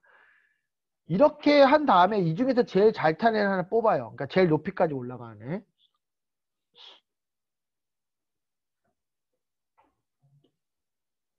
그 친구가 바로 지금 눈에 보이시는 거예요. 처음에는 되게 좀 정신사납게 시작하고 실제로 그네를 이렇게 타면 무릎이 남아나진 않겠지만 이제 무릎이 건강할 경우에 요렇게 타시면은 점점 높이 올라가서 90도까지 올라가는 거예요. 이게 머신러닝이에요. 자, 뒤에 파란색은 우리 생각에 그네를 이렇게 타면 되겠다는 거고 이 빨간색은 아까와 같은 과정을 거친 애죠. 자, 그게 무슨 얘기냐면 이건 제가 실제로 겪었던 일이에요. 저도 이제 딸을 둘 키우고 이제 첫째는 뭐 초등학교 5학년이고 그런데 첫째가 어렸을 때 놀이터를 자주 데리고 갔습니다. 그럼 놀이터 가면 이제 그네가 있으니까 그네를 저도 타고 딸도 타잖아요. 그러면 이제 제가 첫째 딸이 어렸을 때 이제 놀이터를 가면은 뭐 저는 이제 막 이것저것 생각하면서 그네를 타는 거예요. 뭐 작용 반작용, 뭐 중력 가속도, 그렇죠? 그러니까 뭐 이 위치에서 중력 가속도가 최소가 되니까 뭐 발을 앞으로 쭉 뻗어서 반동을 뒤로 막 이렇게 저렇게 생각하면서 타면은 어느 정도는 타지는데 계속 그 수준이에요. 거기서 더 잘 타지지가 않는 거예요. 반면에 제 딸이 그네 타는 거 옆에서 이렇게 보면 뭐 언니들 타는 거 흉내도 내고 뭐 거꾸로도 타다 떨어지기도 하고 뭐 별 희한한 방법을 타다가 잘 안 되기도 하고 하다가 어느 순간이 되면 거의 뭐 한 바퀴 그냥 제자리에서 빙빙 돌 수 있을 지경까지 타는 거예요. 그게 머신러닝이에요. 그게 인공지능이에요. 그러니까 인공지능이라는 게 막 논리적인 과정을 거쳐서 결과가 나오는 게 아니라는 겁니다. 그래서 이게 되게 큰 문제인데 인공지능을 이끌고 있는 인공지능의 한 분야, 즉 머신러닝이 우리의 이성적 판단이 아니라 감성적 판단을 흉내내서 결과를 내고 있는데 우리가 그런 식으로 일하고 있는 머신러닝한테 너가 왜 그렇게 결과를 만들어내는지 설명해 보라고 지금 얘기하는 거는 아까 주식 투자 예에서 남편이 아내한테 당신 나를 왜 말리느냐고 얘기하는 거하고 똑같은 얘기예요. 지금 이 문제 때문에 인공지능이 잘 안 받아들여지고 있어요. 자, 여기 계시는 분들이 다 그래서 40대 이상이신 분들이 많잖아요. 저도 40대지만 40대와 20대의 사고방식의 차이점이 있는데 우리는 만약에 알고 봤더니 오늘이 뭐 아내 생일이었어요. 그럼 집에 빨리 가가지고 뭐 미역국이라도 끓여줘야 되잖아요. 성의를 보여야 되니까. 근데 미역국을 끓여본 적이 없다. 그러면 40대 이상 어떻게 하냐면은 이제 네이버에서 백종원의 미역국 레시피 이런 걸 찾습니다. 그럼 뭐 검색 결과가 나오죠. 그러면 그걸 종이로 옮겨 적어요. 그런 다음에 그걸 막 이해를 해요. 내 생각에 필요 없는 건 빼고 뭐 몇 개 좀 넣기도 하고 막 요약도 하고 해서 레시피를 막 통달을 해요. 그럼 이런 분들은 제3자한테 미역국 끓이는 레시피를 기가 막히게 해서 막 설명도 해줘요. 막 그걸 다 숙지하기도 하고. 근데 끓이면 맛이 없습니다. 이게 40대예요. 그러면 20대 이하는 어떻게 하냐면 유튜브에서 미역국 끓이는 법을 찾아서 그거 보고 그대로 따라합니다. 맛있어요. 근데 제3자한테 설명을 못해. 이게 무슨 차이냐면은 40대 이상은 정보를 가져와서 자꾸 자기 것으로 만들려고 들어요. 그러니까 막 내가 이해하려고 들고 내 논리체계 안에 집어넣으려고 드는 거예요. 그 과정에서 중요한 아주 중요한 미세하게 중요한 것들이 자꾸 이렇게 빠져버립니다. 그래서 내 논리체계에 들어왔기 때문에 남을 설득할 수도 있고 내 스스로 이해할 수도 있고 하지만 확률 게임적으로 보면 미역국의 맛이 없어질 가능성이 있는데 저 밑에 세대로 내려갈수록 무리해서 자기가 막 납득하고 이해하려고 하지 않기 때문에 있는 그대로 받아들이는 거예요. 그러니까 우리가 이해하지 못하며 수용하지 못하는 요 사고방식 때문에 인공지능의 결과가 더 효과적임에도 불구하고 쓰지 못하는 그런 경우가 많다는 겁니다. 그럼 제가 이렇게 말씀드리면 이제 많은 분들이 그런 얘기를 합니다. 아니 인간이 감성적 판단을 충분히 하는데 컴퓨터가 뭐하러 인간의 감성적 판단을 해야 되느냐. 해야 되는 이유가 있어요. 그러니까 인간의 감성적 판단의 약점이 뭐냐면 인간의 경험이 완전치가 않잖아요. 그러니까 되게 좀 둘이 똑같이 여행을 갔다 와도 둘이 똑같이 9박 10일 여행을 갔다 와도 기억이 다르죠. 자동차에 관심 있는 사람은 자동차에 대한 기억만 하고 뭐 패션에 관심 있는 사람은 패션과 관련된 기억만 한단 말이에요. 그러니까 똑같은 거를 겪어도 선택하는 기억이 다릅니다, 인간은. 그리고 그 기억조차도 시간이 지나면 왜곡되고 변형돼요. 그렇게 선택되고 왜곡되고 변형된 경험 내에서 감성적 판단을 하기 때문에 인간은 편견에 빠지기가 쉬운데 컴퓨터는 전체 데이터를 가지고 감성적 판단을 하기 때문에 확률적으로 더 정확한 판단을 할 수 있다는 것이죠. 자, 이런 게 차이가 있고요. 자, 빅데이터가 실제로 어떻게 쓰이는지를 좀 말씀을 드리면 이런 겁니다.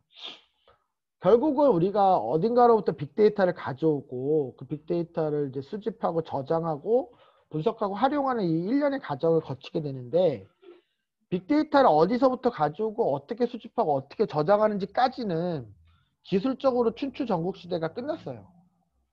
그러니까 뭐 교통정리가 다 됐다는 거야. 그런데 빅데이터를 어떻게 분석하고 어떻게 활용하냐라는 거는 정답이 있을 수 없고 여기 계시는 분들과 같은 이제 전문가들이 계속 고민해 주셔야 되고 어떤 창조적인 접근이 필요한 부분입니다. 그래서 빅데이터를 분석하고 활용하는 단계를 제가 자세히 지켜봤더니 이렇게 세 가지 단계로 나눠진다는 거예요. 세 가지 단계. 레벨 1, 레벨 2, 레벨 3. 레벨 1이 가장 낮은 수준의 단계인데 보통 80% 이상은 레벨 1이에요. 뭐냐면은 빅데이터를 모은 다음에 이 빅데이터를 시각화하는 거예요. 워드 클라우드를 그려본다든지 뭐 자주 나타나는 단어는 가운데 크게 자주 안 나타나는 단어는 구석에 작게 뭐 이렇게 아니면 뭐 그래프를 그린다든지 뭐 지도에 히트맵을 그린다든지 이런 게 다 시각화인데 왜 보통 다 빅데이터를 시각화하냐면은 빅데이터를 시각화하는 것이 적은 노력을 들이고도 꽤 그럴듯한 결과를 만들어내는 소위 가성비가 높기 때문이에요. 근데 이 빅데이터 시각화의 문제는 뭐냐면 우리가 빅데이터를 시각화한 결과를 본다고 해서 우리 생각이 바뀌는 일은 사실상 없어요. 만약에 우리 이번에 최근에 그 축구 국가대표 감독 벤투 감독이 이제 한일전에서 3대 0으로 지고 왔는데 물론 뭐 손흥민, 항의도 이런 선수 다 빠졌으니까 뭐 이기는 어려웠지만 축구 국가대표팀 감독이 해야 되는 의사결정 중에 제일 중요한 거는 어떤 선수를 뽑느냐, 어떤 선수를 경기에 내보내냐 뭐 이런 거잖아요. 근데 레벨 1은 뭐냐면 우리나라에 있는 모든 축구 선수 뭐 예를 들어서 한 10,000명 된다고 치면은 그 모든 축구 선수 한 명 한 명에 대한 방대한 빅데이터를 다 수집합니다. 그리고 그걸 다 시각화해요. 이렇게 두 건 한 권의 책을 만들어서 벤투 감독한테 보여주는 거예요.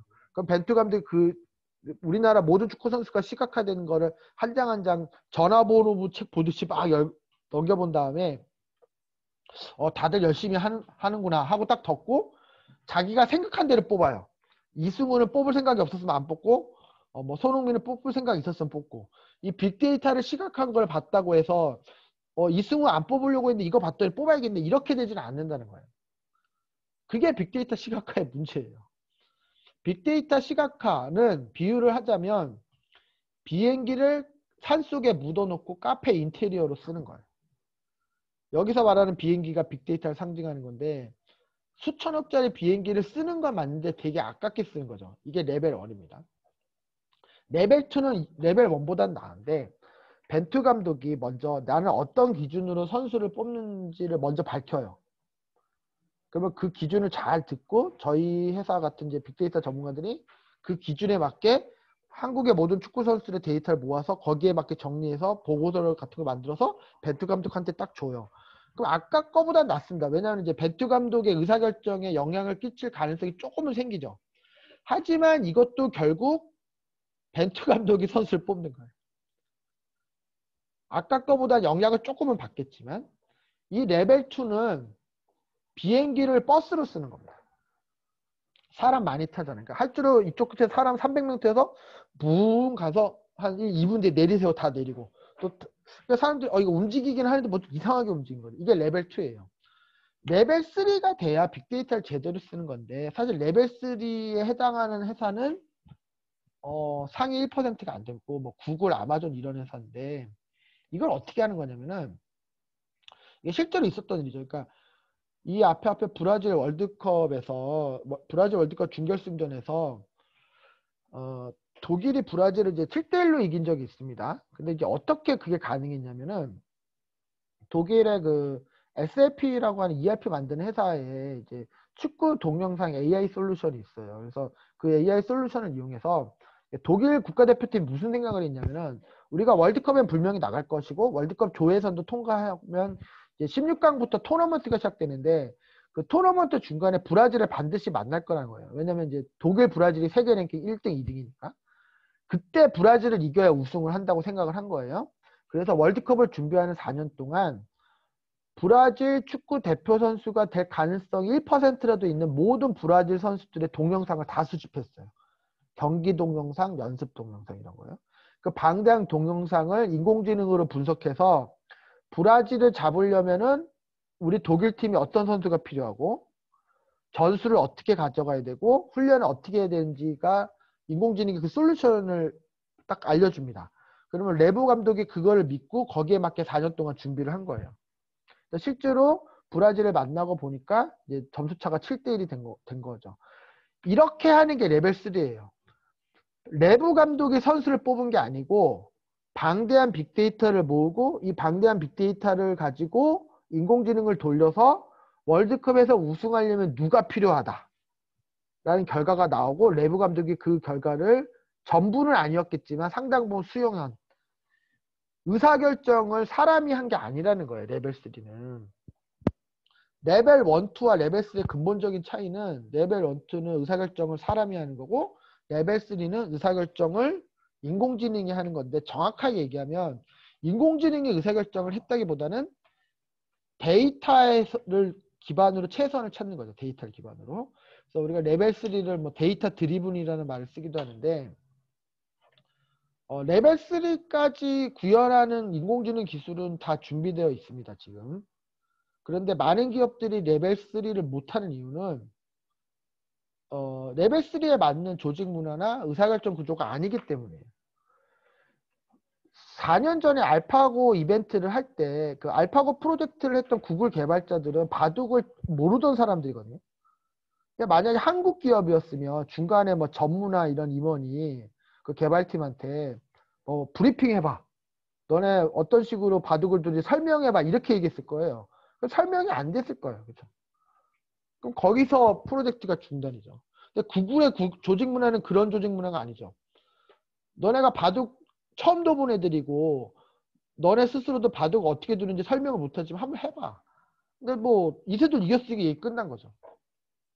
이런 조직 문화가 돼야 되는 거예요. 그래서 한국도로공사가 레벨 3에 도달하려면 지금 여기 계시는 분들이 이런 제가 말씀드린 거에 대해 이해도가 더 있어야 되고 지금 말씀드리는 거와 관련된 크고 작은 시도를 계속 해보셔야 되는 거예요. 그런데 한 10년 정도 지나고 보면 좋든 싫든 레벨 3에 도달하는 회사들이 상당히 많을 거예요. 제가 한 가지 명확한 예를 들자면 이런 겁니다. 한국도로공사 또 사장님 계시잖아요. 그쵸? 사장님. 지금 사장님 열심히 하고 계시고 뭐 엄청난 기여를 하실 텐데 만약에 다 다음 회사의 어떤 CEO를 인공지능으로 뽑는다. 그렇게 하는 거에 지금 동의하시는 분. 그러니까 지금 기준으로. 그게 말이 된다. 그렇게 생각하시면 손을 한번 들어주세요. 우리 회사의 다음 CEO, 사장을 인공지능으로 뽑는 거를 하는 게 말이 된다. 좀 이상하죠? 그렇죠? 그러니까 그런 문제라는 거예요. 근데 우리 회사는 그렇게 할 거예요. 제가 지금 회사 CEO를 천년만년 하지 않고 2030년까지만 하고 다음 CEO를 제 현재 직원 중에 가장 능력 있는 친구한테 넘기고 저는 이제 그때까지 번 돈으로 프로야구 구단주하러 가는 게 제 꿈인데 제 다음 CEO를 제가 딱 찍어서 너 해 이게 아니고 인공지능 모델을 만들어서 그 인공지능 모델로 누가 우리 회사 다음 CEO가 될 때 우리 회사가 오랫동안 생존하고 더 위대하게 성장할지를 근데 이 인공지능 모델은 어떻게 만들 거냐면 수많은 기업의 사례가 있잖아요. 그러니까 기업이 실패한 사례, 성공한 사례. 그러니까 이런 성향의 CEO가 취임한 이후에는 기업이 잘 됐고 저런 성향의 CEO가 취임한 이후에는 잘 안 된 해외와 국내 그 수많은 사례를 우리가 다 수집할 수 있단 말이에요. 그래서 그 데이터를 가지고 기업의 성과를 예측할 수 있는 그 모델을 만들고 그 모델을 이용해서 저희가 그렇게 할 수 있다는 거예요. 그러면은 제가 지금 말씀드린 모델은 지금도 구현할 수 있어요. 기술적으로. 근데 제가 아까 설명드렸을 때 좀 꺼림칙하잖아요, 지금. 그런 문제라는 겁니다. 그런 문제. 자, 그러면 속도를 좀 내면은 자, 이제 얼마 안 남았습니다. 인공지능의 현주소를 말씀드리면 많은 분들이 인공지능이 엄청 유망하고 뭐 인공지능 하면 막 돈을 번다고 오해를 하시는데 안 그렇습니다. 왜 그러냐면은 자신 있게 얘기할 수 있는 이유가 전 세계에서 가장 유명한 인공지능 회사는 어쨌든 딥마인드잖아요. 딥마인드. 알파고 만든지. 이제 딥마인드 얘기를 오늘 한 4번 하는데 걔네가 돈을 엄청 벌고 있을 것 같지만 재작년까지 누적 적자가 10억 달러 있어요. 그러니까 우리나라 돈으로 1조 3천억 정도죠. 전 세계에서 제일 유명한 인공지능 회사도 1조 3천억의 적자, 그러니까 재작년까지 누적 적자 그러니까 아마 작년 적자는 더 컸을 겁니다. 이게 무슨 일이 벌어지고 있는 거냐면 인공지능으로 제대로 된 비즈니스 모델 만들기가 무척 어렵기 때문에 이유가 두 가지예요. 제가 설명을 드리면 첫째는 앞에서 쭉 말씀드린 것처럼 인공지능이 우리의 이성적 판단이 아니라 감성적 판단을 흉내내다 보니까 납득하기가 어려워요. 쟤 왜 저렇게 결과를 내지? 그쵸? 논리적으로 설명이 잘 안 된단 말이에요. 이게 이제 첫 번째 문제고요. 두 번째 문제는 인공지능으로 얻을 수 있는 아웃풋에 비해서 인풋이 너무 큽니다. 자, 이거를 좀 예를 드리자면 1411년에 일본 왕이 우리를 골탕 먹이려고 그랬는지 코끼리를 선물로 준 적이 있어, 코끼리를. 이 코끼리 아시다시피 엄청나게 많이 먹잖아요. 막 힘도 세고 하지만. 그래서 코끼리를 관리하던 이유라는 관리가 코끼리가 막 난동을 피워서 발표 죽습니다. 그래가지고 뭐 하루에 뭐 콩 4말 5말도 먹어치우고 이게 안 되겠다 싶어서 이제 전라도 수천 앞바다에 기양을 보낸 그런 사례가 있는데 인공지능이 약간 코끼리와 같은 존재예요. 힘도 세고 능력은 있지만 그만큼 뭐가 많이 들어가야 돼요. 자, 그래서 보시면 이거는 이제 실제로 있었던 일인데 2016년에 알파고가 이세돌과 커제를 압도적으로 이겼던 기억은 나실 거예요. 근데 그 당시 알파고가 썼던 기술은 우리가 3세대 AI라고 부릅니다. 3세대 기술적으로는. 근데 이제 재작년 연말에 우리나라에서 한둘이라는 바둑 AI 바둑 솔루션이 이세돌하고 대국을 한 적이 있어요. 근데 사실 그때 이세돌을 그다지 압도적으로 이기지를 못했어요. 근데 기술적으로 보면 2016년에 알파고는 3세대 AI였고 재작년에 우리나라의 한돌은 4.5세대였어요. 기술적으로 보면 우리 한돌 AI가 1.5세대는 앞선 기술이었는데 눈으로 보기에는 성능이 더 나아 보이지 않았다는 거예요. 근데 어떤 일이 벌어진 거냐면 2016년에는 3세대라는 다소 올드한 좀 다소 떨어지는 인공지능 기술이었지만 구글에 엄청난 리소스를 투입한 거예요. 그러니까 구글 최고의 엔지니어가 100명이 붙었고 1300대의 컴퓨터를 썼고 1년이라는 시간을 써서 그렇게 돈과 시간과 인력을 엄청나게 투입을 했기 때문에 그런 압도적인 결과가 나왔다면 재작년에는 더 좋은 기술을 썼지만 구글이 썼던 만큼의 리소스를 쏟아붓지는 못했어요. 그렇기 때문에 성능이 기대만큼 엄청나게 좋게 나오지 않은 거예요. 그러니까 인공지능이 약간 이런 문제가 있어요. 그러니까 인공지능으로 우리가 뉴스나 매스미디어에서 보는 뭐 나름 이런저런 놀라운 결과를 볼 수는 있지만 그런 결과를 만들어내는데 들어가는 시간, 비용, 인력이 생각보다 되게 많이 듭니다. 그게 현실적인 문제예요. 그러다 보니까 우리가 이제 그 모든 문제를 인공지능으로 풀 필요는 없습니다. 그러니까 통계로 풀어도 되는 문제가 되게 많아요. 그러니까 통계는 인공지능에 비해서는 뭐 인력도 적게 필요하고 시간도 적게 필요하고 돈도 적게 필요하고 이런데 우리가 그래서 이제 통계로 풀어도 될 문제를 굳이 인공지능을 이용하면은 이거는 마치 이제 아웃백 같은 데 가서 스테이크를 먹을 때 칼로 먹어도 될 거를 그냥 전기톱을 쓰는 너무 오버라는 거죠. 근데 이제 이런 일들이 벌어지고 우리가 이제 경험적으로 어떤 문제를 풀 때 과거에는 모든 문제를 다 인공지능으로 풀려고 했다가 좋지 않은 결과를 많이 만들어냈는데 지금 그렇게 하지 않습니다. 이 화면을 보시면 어떤 문제를 우리가 통계로 푸는 경우가 있고 가운데 보시면은 이제 머신러닝 방법이 100가지나 있다고 말씀드렸잖아요. 이 100가지나 되는 머신러닝 방법 중에 딥러닝이 아닌 나머지 99개. 예, 그러니까 딥러닝이 아닌 방법이 있죠. 마지막으로 딥러닝. 이렇게 크게 3단계로 보면 통계가 가장 비용이 적게 들고 그 다음에 딥러닝이 아닌 머신러닝, 마지막이 딥러닝 이렇게 되는데 우리가 이제 경험적으로 어떻게 얘기하냐면은 인포메이션이 충분한 경우에는 통계로 충분해요. 예를 들어서 추신수 선수의 올해 성적은 통계 모델로 잘 예측할 수 있습니다. 추신수 선수가 선수로서의 경력이 20년이 넘기 때문에 인포메이션이 되게 많거든요. 그러니까 통계 모델이 잘 맞는다는 거예요. 최근에 신인왕을 받은 뭐 강백호나 이정우 선수는 프로 커리어가 2년, 3년 정도밖에 안 되기 때문에 통계 모델이 되게 잘 안 맞는 경우가 있어요. 그래서 우리가 인포메이션이 충분하다 이러면 그냥 통계로 푸는 경우가 많고요. 두 번째는 데이터를 봤는데 정형 데이터의 비율이 높아요. 예를 들어서 키, 몸무게, 뭐 허리 사이즈, 체지방률 뭐 이런 걸 가지고 예를 들어 대사증후군을 예측한다. 이 데이터가 다 정형화돼 있잖아요. 뭐 값의 범위도 정해져 있고 값의 형태도 정해져 있으니까 이런 경우에는 통계 모델로 해도 충분해요. 그런데 만약에 일기의 내용을 보고 우울증을 예측한다. 이런 거는 통계 모델이 잘 안 맞아요. 왜 그러냐면 일기를 쓰는 사람도 있고 안 쓰는 사람도 있고 일기를 길게 쓰는 사람도 있고 짧게 쓰는 사람도 있고 천차만별이잖아요. 정형화되어 있지 않다는 거예요. 일기라고 하는 데이터가 비정형화되어 있다는 뜻이에요. 포맷이나 양이나 뭐 형태 것들이 이런 경우에는 딥러닝이 되게 효과적이에요. 마지막으로 문제의 특성을 봤는데 선형적이다.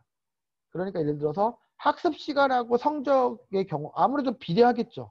공부를 많이 할수록 성적이 좋을 테니까. 이런 경우에는 통계 모델이 되게 잘 맞아요. 그런데 남녀 간에 그래서 X축이 내가 상대방한테 잘해주는 정도가 X축이고 Y축이 상대방도 나를 좋아하는 정도 Y축이라고 할게요. 이게 정비례하지 않죠. 내가 상대방한테 잘해주는 정도가 어느 수준을 넘어가면 상대방이 집착이라고 느끼고 되게 싫어할 거 아니에요. 하루에 전화 20통씩 하면 이게 무슨 뭐 채권 추심하는 것도 아니고 그렇죠. 너무 소홀해도 싫지만 너무 정도를 넘어도 안 좋단 말이에요. 그래서 그래프를 그려보면 어느 정도까지는 쭉 올라가다가 어느 수준이 되면 쭉 떨어집니다. 이런 식으로 생긴 그래프가 전형적으로 비선형적인 그래프인데 이런 거동을 보이는 문제는 딥러닝이 되게 강해요. 그래서 우리가 문제의 특성을 봐서 이거는 통계로 충분하다. 이건 딥러닝을 써볼 만하다라는 걸 이제 판단할 수가 있다는 건데 이런 얘기를 다 종합해 보면 얘기가 이렇게 됩니다. 지금 이 화면을 보시면 인공지능이 납득하기 어렵다 보니까 그러니까 납득하기 어려운 이유는 뭐죠? 우리의 이성이 아니라 우리의 감성적 판단을 흉내내기 때문이죠. 인공지능을 중요한 의사결정에 쓰지 않아요, 사람들이. 그러니까 제가 아까 예를 들면 뭐 우리 회사 다음 CEO가 누가 되면 좋으냐 이런 데 쓰지 않는다는 거예요. 별로 중요하지 않은 데 써요. 그러니까 저희가 재작년에 여자 프로 핸드볼 팀 단장님이 저를 찾아오셔가지고 팀 운영에 전폭적으로 인공지능을 쓰고 싶다고 말씀하셔서 저희가 시간 되게 많이 뺏겼는데 뭐 핸드볼 경기도 보러 되게 많이 갔었고 그래서 저희가 처음에는 이런 걸 제안 드렸어요. 그러니까 뭐 프로팀 뭐 배구든 야구든 이제 운영을 한다고 하면 제일 중요한 거는 뭐 신인을 잘 뽑아야 되죠. 앞으로 운동을 잘할 사람들을 그래야 팀이 점점 좀 잘할 테니까 그리고 연봉 협상도 잘해야 되겠죠. 잘하는 선수는 연봉을 많이 주고 뭐 이렇게 동기부여하는 트레이드 뭐 어떤 선수를 보내고 어떤 선수를 받고 뭐 FA 계약이라든지 뭐 외국인 선수를 잘 뽑고 이런 중요한 의사결정을 잘못해버리면 그냥 시즌을 망치는 거잖아요. 그래서 저희가 이제 제안을 한 거는 신인 드래프트나 트레이드나 연봉 협상이나 FA 계약이나 여기 한국도로공사도 배구팀 있지 않습니까? 그렇죠? 그래서 예, 그런 거를 인공지능 모델을 만들어서 해보자. 그러면 이제 점점 성능이 좋아질 테니까 관심을 보였단 말이에요. 그 단장님이. 근데 이제 무슨 일이 벌어지냐면 현장에 딱 들고 갔더니 일단 감독이 싫어합니다. 그런 거 도입하면 그만두겠다니까 감독이. 코치들도 싫어하고 선수들도 싫어하고 그 다음에 뭐 실무자들은 해보자고 하지만은 뭐 구단주에 해당하는 분도 이게 좀 잘 이해가 안 되고 그러니까 이런 것들이 다 취소되고 마지막에 살아남은 게 뭐냐면 핸들보드 축구처럼 페널티 샷이라는 게 있어요. 그러니까 수비수가 잘못하면 골키퍼가 이렇게 서 있고 저 앞에서 이제 공격수가 공을 던지는 거예요. 요거를 할 때 왼팔을 들어야 되는지 오른팔을 들어야 되는지를 맞춰주는 인공지능 모델을 만들어 달라고. 그래서 저희가 그러면 그만합시다 하고 나왔는데 골키퍼가 공이 왼쪽으로 올지 오른쪽으로 올지 몰라서 못 막는 게 아니고 공이 너무 빨라서 못 막는 거예요. 그러니까 인공지능이 왼쪽인지 오른쪽인지 정확하게 맞추는 게 중요한 게 아니죠. 근데 현실이 이렇다는 거예요. 중요한 의사결정에 인공지능을 쓰지 않고 그러니까 뭐 우리 집 뭐 여기 아파트 사시고 하신다면 우리 집을 팔아야 되느냐 말아야 되느냐 뭐 판 다음에 언제 파느냐 얼마에 팔아야 되느냐 이런 중요한 의사결정에 인공지능을 쓰는 게 아니라 우리 집 대문 색깔을 빨간색으로 해야 되냐 파란색으로 해야 되냐 뭐 이런 데 쓴다는 거예요. 별로 중요하지 않은데 인공지능을 쓰니까 인공지능으로부터 얻을 수 있는 아웃풋은 되게 낮습니다. 근데 인공지능으로 결과를 내는데 필요한 인풋은 되게 커요. 인풋은 큰데 아웃풋은 낮으니 비즈니스 모델이 나올 턱이 없죠. 근데 앞으로 어떻게 될 것이냐 그게 중요한데 이 인풋은 좀 더디지만 저희처럼 인공지능 전문 회사들의 노력에 의해서 점점 어쨌든 내려가고 있습니다. 더디긴 하지만 근데 중요한 건 이 아웃풋인데 인공지능을 이해하고 이거를 적극적으로 중요한 의사결정에 활용하는 분들이 이제 많아지고 있어요. 그래서 이 아웃풋이 점점 올라가겠죠. 그래서 짧으면 5년, 길면 10년 안에 이게 역전이 될 거예요. 그렇게 되면 우리가 지금 인터넷 없이 일을 하는 게 상상이 안 되잖아요. 지금도 여러분들하고 제가 이제 인터넷 환경이 되니까 이렇게 뭐 주문으로라도 강의를 하고 들으시는 것처럼 뭐 짧으면 5년, 길면 10년 뒤에는 인공지능 없이 업무를 하거나 공부를 하는 게 안 되는 세상이 오는 거죠. 그러면은 이제 그런 세상을 먼저 고민하고 먼저 준비한 분들은 그만큼 기회가 있는 거고 그런 세상이 되고 나서 이제 따라가는 분들은 그렇지 않은 거예요. 자, 이걸 우리가 가까운 경험이 언제 있냐면은 10년 전에 모바일 혁명이 막 있었죠. 스티븐 잡스가 뭐 아이폰 막 이러면서 뭐 스마트폰의 미래를 밝힐 때 무슨 일이 있었는지 잘 기억해 보세요. 그게 2010년, 11년, 12년 요 무렵인데 스마트폰이 막 9시 뉴스에 나오면서 스마트폰으로 이런 것도 합니다. 뭐 신기한 세상입니다. 막 이러고 스마트폰을 익히는 위한 책들도 막 나오고 기억나시죠? 한 10년 전에. 스마트폰 사용법을 가르쳐줄 학원들도 막 생기고 막 그랬어요. 그래서 그런 걸 먼저 받아들인 사람들은 뭐 어떤 사업 기회도 만들어내고 막 여러 가지 시도를 했고 근데 지나고 보니까 사실 아무것도 아니잖아요.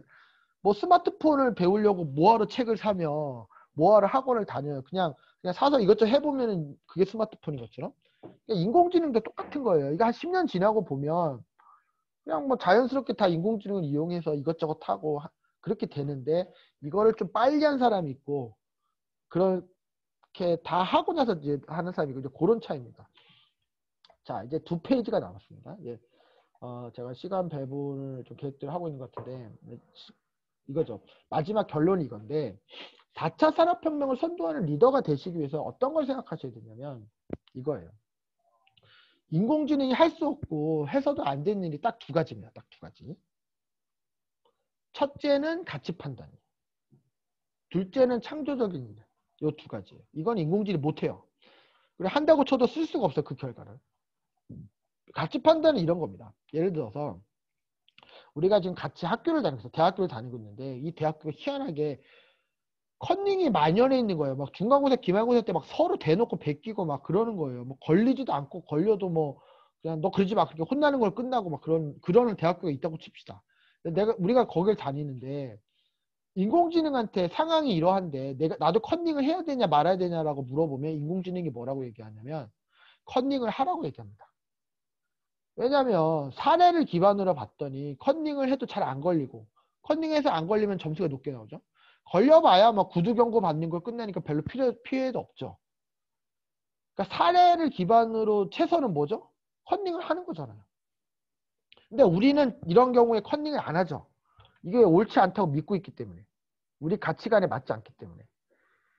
이렇게 가치 판단이 포함된 일은 사례 기반으로 인공지능한테 물어보면 안 되는 거예요. 이런 식의 일들은 우리가 해야 됩니다. 또 반면에 창조적인 일, 그러니까 지금 시중에 나와 있는 음악들을 잘 들어보시면 20대인 친구들이 좋아하는 음이 소리예요. 도레미파솔. 그래서 카페에 가서 1시간 정도 멍하니 음악을 계속 듣다 보면 비슷해요. 노래들이. 솔 음에서 약간 올라갔다 내려갔다 이러고 이제 나이가 들면 이제 선호하는 음이 좀 내려가는데 시중에 나와 있는 음악들을 뭐 수십만 곡을 가져와서 이걸 잘 섞어가지고 표절이 아닌 수준에서 새로운 음악을 작곡하는 이런 식의 작곡 인공지능이 되게 잘합니다. 돈도 안 들어요. 바로바로 작곡을 해내요. 그런데 20년 전에 이 화면을 보시는 것처럼 퀸의 그 프레드 머큐리처럼 보헤미안 랩소디를 만드는 이런 식의 작곡은 인공지능이 절대로 못해요. 왜냐면은 20년 전에 존재하던 노래들을 아무리 섞어도 그런 노래는 없죠. 그러니까 우리가 100년 전에 유행하던 미술의 어떤 사조는 인상주의였죠.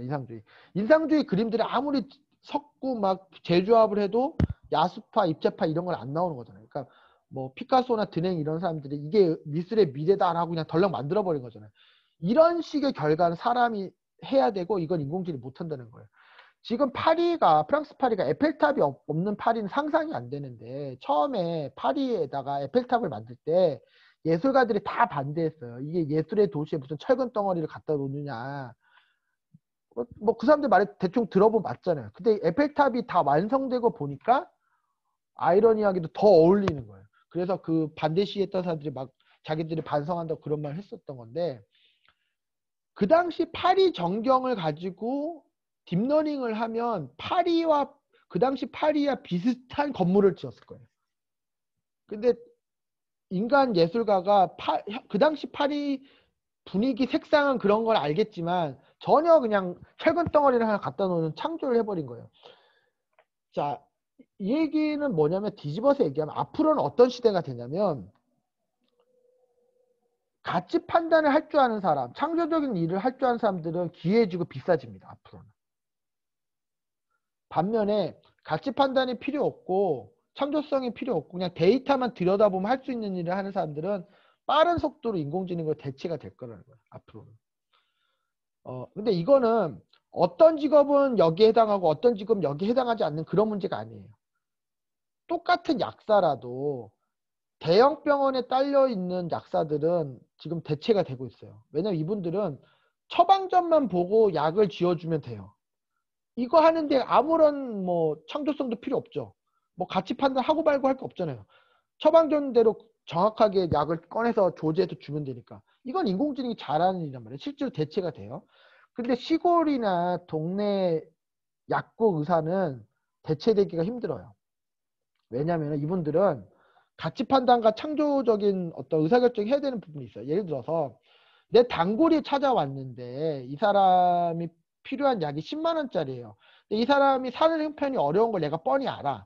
그러면 이 손님의 자존심에 상처를 주지 않는 범위에서 비슷한 효능, 물론 약간 효능이 떨어지겠지만 비슷한 효능인 2만 원짜리 약을 권해줄 수 있죠.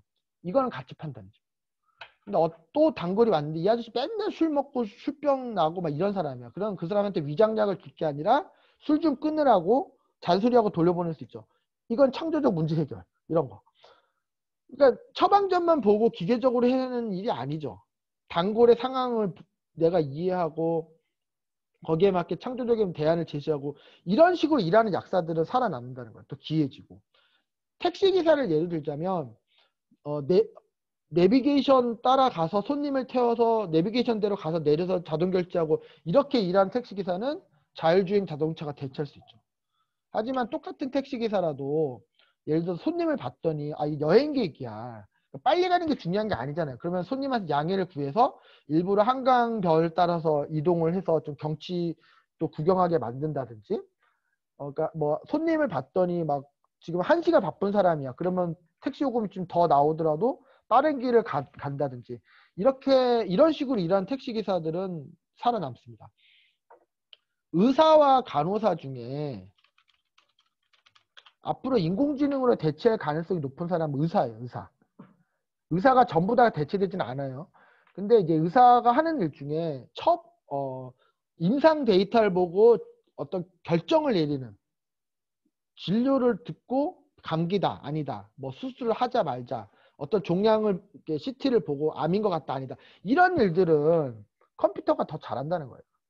근데 왜 간호사가 하는 일은 인공지능을 대체하기 어렵냐면은 환자의 마음을 살피고 기분을 살피고 해야 되는 이런 일은 데이터만 봐도 되는 일이 아니거든요.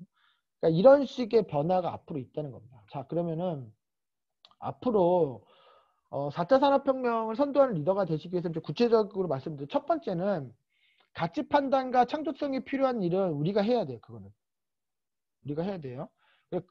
가치 판단과 창조성이 포함되지 않은 이런 일을 인공지능을 시켜야 되고 두 번째는 맨 처음에 말씀드렸는데 데이터를 수집하는 단계에서 인간의 판단력으로 인포메이션인 것과 그렇지 않은 걸 구별하는 걸 하시면 안 됩니다. 이걸 하시는 순간 빅데이터의 가치가 다 날아가는 거예요. 보통 이렇게 합니다. 그러니까 더 이상 빅데이터 프로젝트가 아니에요. 두 번째도 많이 보면 오른데 일단 데이터를 왕창 수집한 후에 이 데이터를 가지고 무슨 일을 하는 인공지능 모델을 만들지를 생각하지 마시고 거꾸로 해야 돼요.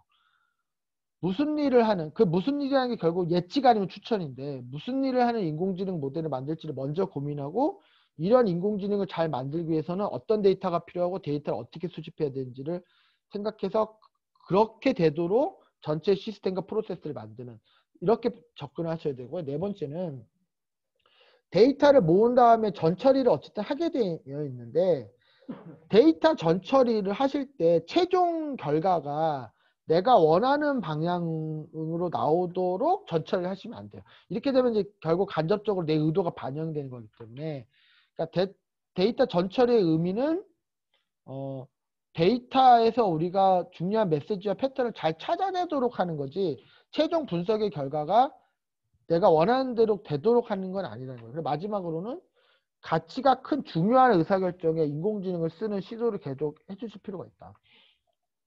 자, 이 마지막 페이지입니다. 만약에 조선 말기에 사람들한테 슈퍼컴퓨터를 갖다 주면 그 컴퓨터를 논어 맹자 외우는 데 쓸 거예요. 그런 얘기라는 거예요. 그러니까 아무리 좋은 기술이 있어도 이걸 이해를 못하거나 이걸 과거 방식으로 쓰면은 아무 의미가 없는 겁니다. 우리가 20년 전에 인터넷이 본격적으로 산업 현장에 들어올 때 똑같은 경험을 했는데 20년 전에 구글하고 아마존하고 반디앤 루이스 비교를 요즘 많이 한단 말이에요. 20년 전에 전 세계에서 제일 큰 서점은 반디앤 루이스였어요. 오프라인 서점의 최강자인데 최근에 거의 없어지다시피 한 거죠. 반디앤 루이스는 오프라인에서 책을 파는 거에 맞춰져 있는 프로세스고 비즈니스였습니다. 근데 인터넷이 도입되니까 반디앤 루이스도 인터넷에서도 책을 팔았어요.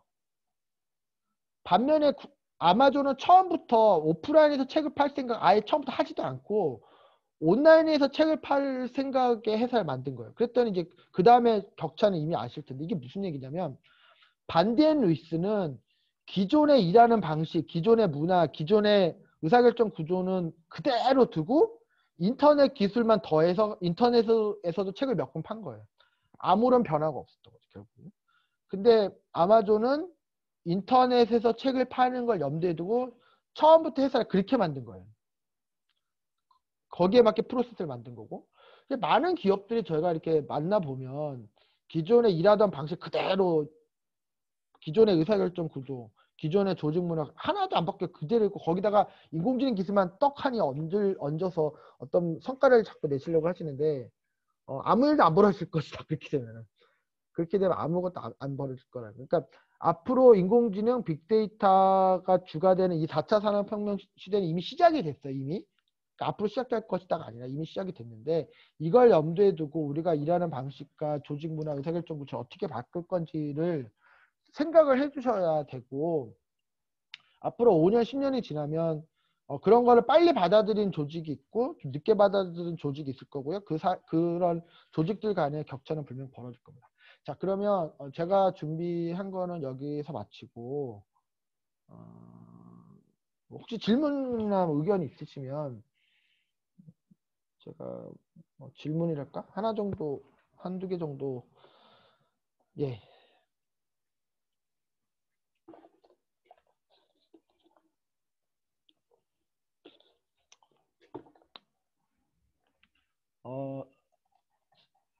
제가 잠시만요. 지금 뭐 갑자기 생각이 안 나시면 제가 제 유튜브에 뭐 이것저것 제가 여기저기서 특강해 놓은 동영상들 물론 저는 이제 시간이 없어서 편집은 하지 않습니다만 예, 그러니까 저희 회사는 이제 저희 자체 솔루션으로는 뭐 스포츠 분야에서 인공지능 프로젝트 하고 있는 게 있고요. 아니면은 뭐 유동인구 데이터를 수집해서 뭐 인공지능으로 필요한 예측을 하는 그런 프로젝트도 하고 있고, 저작권위원회하고 같이 이제 음원 데이터, 음악 같은 거 있잖아요.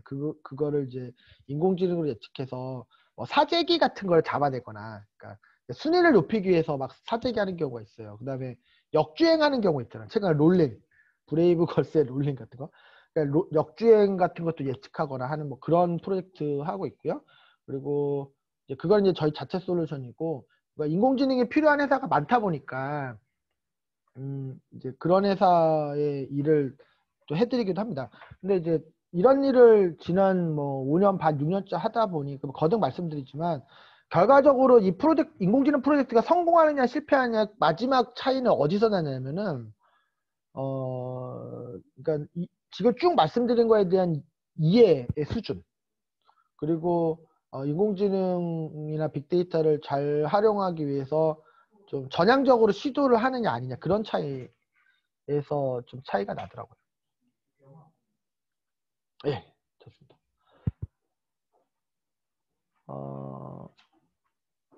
어떻게 지금 여기까지. 예, 좋습니다. 지금 하여튼 긴 시간 동안 고생 많으셨고요. 예, 지금 운영하시는 분한테 마이크를 넘기겠습니다, 제가. 네, 2시간 강의해주신 김명락 대표님께 다시 한번 큰 박수 부탁드리겠습니다. 네, 차장님들 지금 이제 10분간 휴식하고 오시면 되시는데요. 저희 5시 정각에 다시 한번 동일하게 QR 코드 체크해 주시면 될 것 같습니다. 쉬시고 5시부터 5시 5분 사이에 QR 스캔 해주시면 감사드리겠습니다.